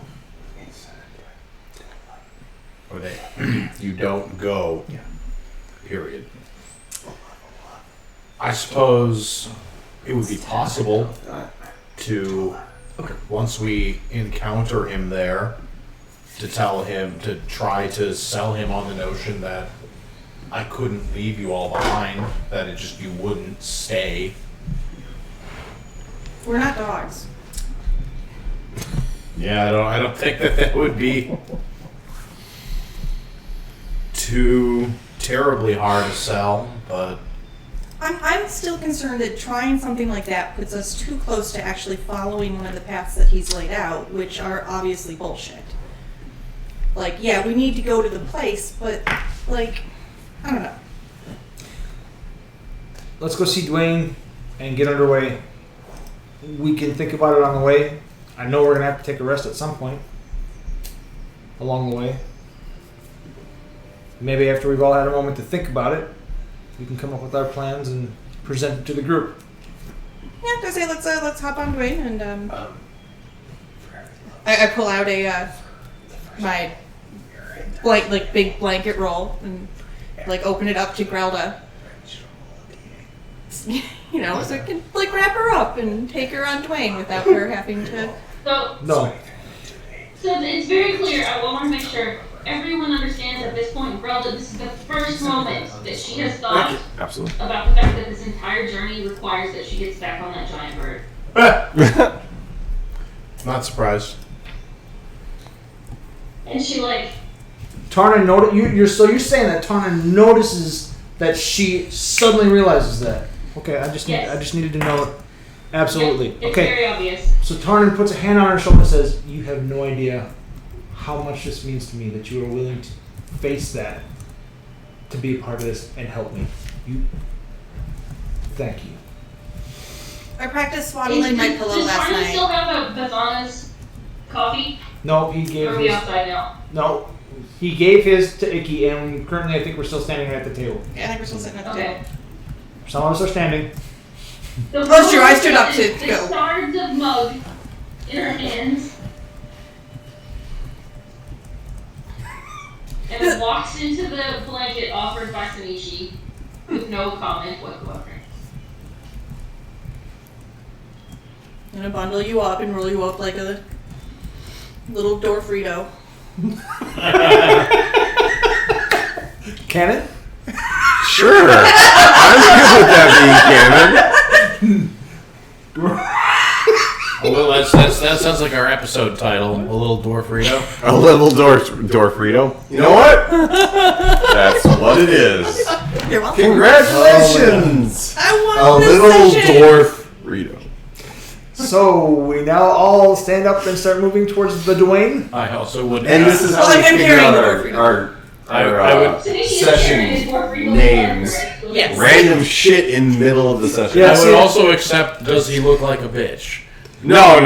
A little Dwarfritto Okay. is the The one I name had of come this up with particular was the session. longest day of goodbye and preparation ever. I win. But I mean, that's just what I came up with. Ever. So off to the Dwayne. The Dwayne. And are you literally carrying the Dwarfritto? Yes, I am. The little Dwarfritto. Because she's fucking swaddled and right now. So got her trying to help with her fight anxiety. As soon as we get close to Dwayne, and she hands the Dwarfritto off to Icky for safe storage. Please store your Dwarfritto in the overhead bin. Tarnan steps away to let Geisen fend for himself to climb up and pulls Sanichi aside and sends a message to her, which she should be familiar with. Very by now. familiar with, yep. He looks at her, but it sends a message only so that she can hear this and no one else can. When we find this bitch, and I end him, or you, or we, or whatever. Wait. If my, let's just call them inner demons, take me, promise me one thing, What, Cap? end me.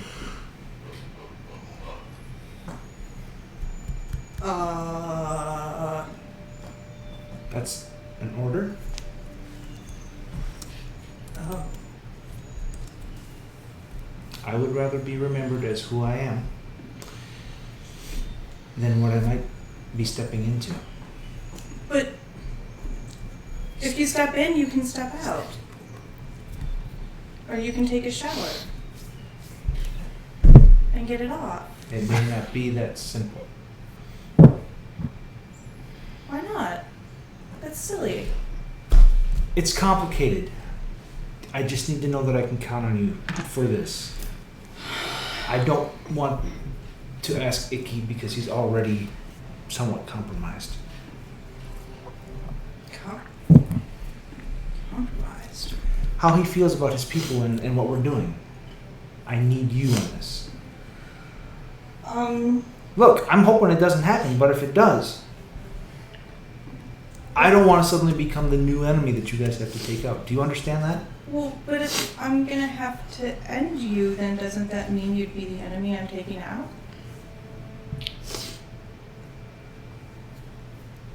More or less. So...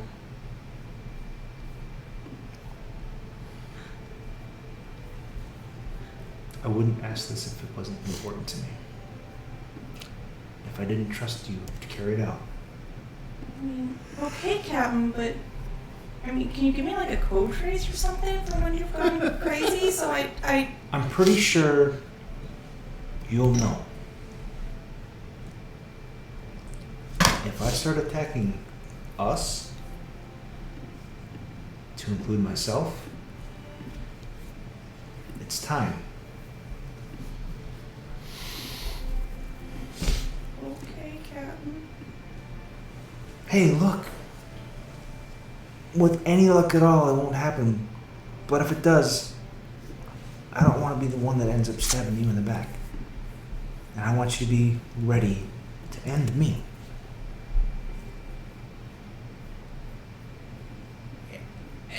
If you say so, Captain.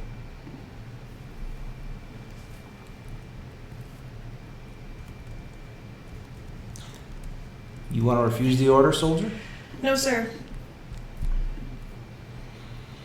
That's a good lad. Fuck. A very slumped Sinishi climbs onto Dwayne and takes the Dwarfritto back.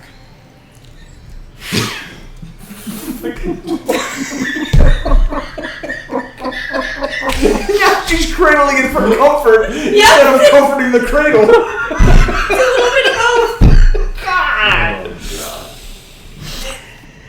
Oh, Dwarfritto's gonna be what breaks me. I swear to God. The moment Grella entered the Dwarfritto, she assumed the worst, that she was actually aloft already. So she has been like humming drinking songs to like try and like create like a bubble of I'm not in the air. I'm not really here. I'm not really here. Alright, so I should ask. It is 11 o'clock. Tammy, Lars, do you want to end here, climbing upon Dwayne, or do you want to continue for a little while? I'll leave that up to you guys. I think ending here probably makes the most sense because we don't know what's gonna happen next. Because you don't either. Because I always know what's going to happen next. We never surprise. Let me rephrase that. I can always make up what's going to happen next. That's okay. Alright, so That's factual. as everybody climbs onto Dwayne, that is where we will stop for the evening. Damn it, that was the longest day ever. That was like a quarter of a day. Yeah, see, that wasn't a full day.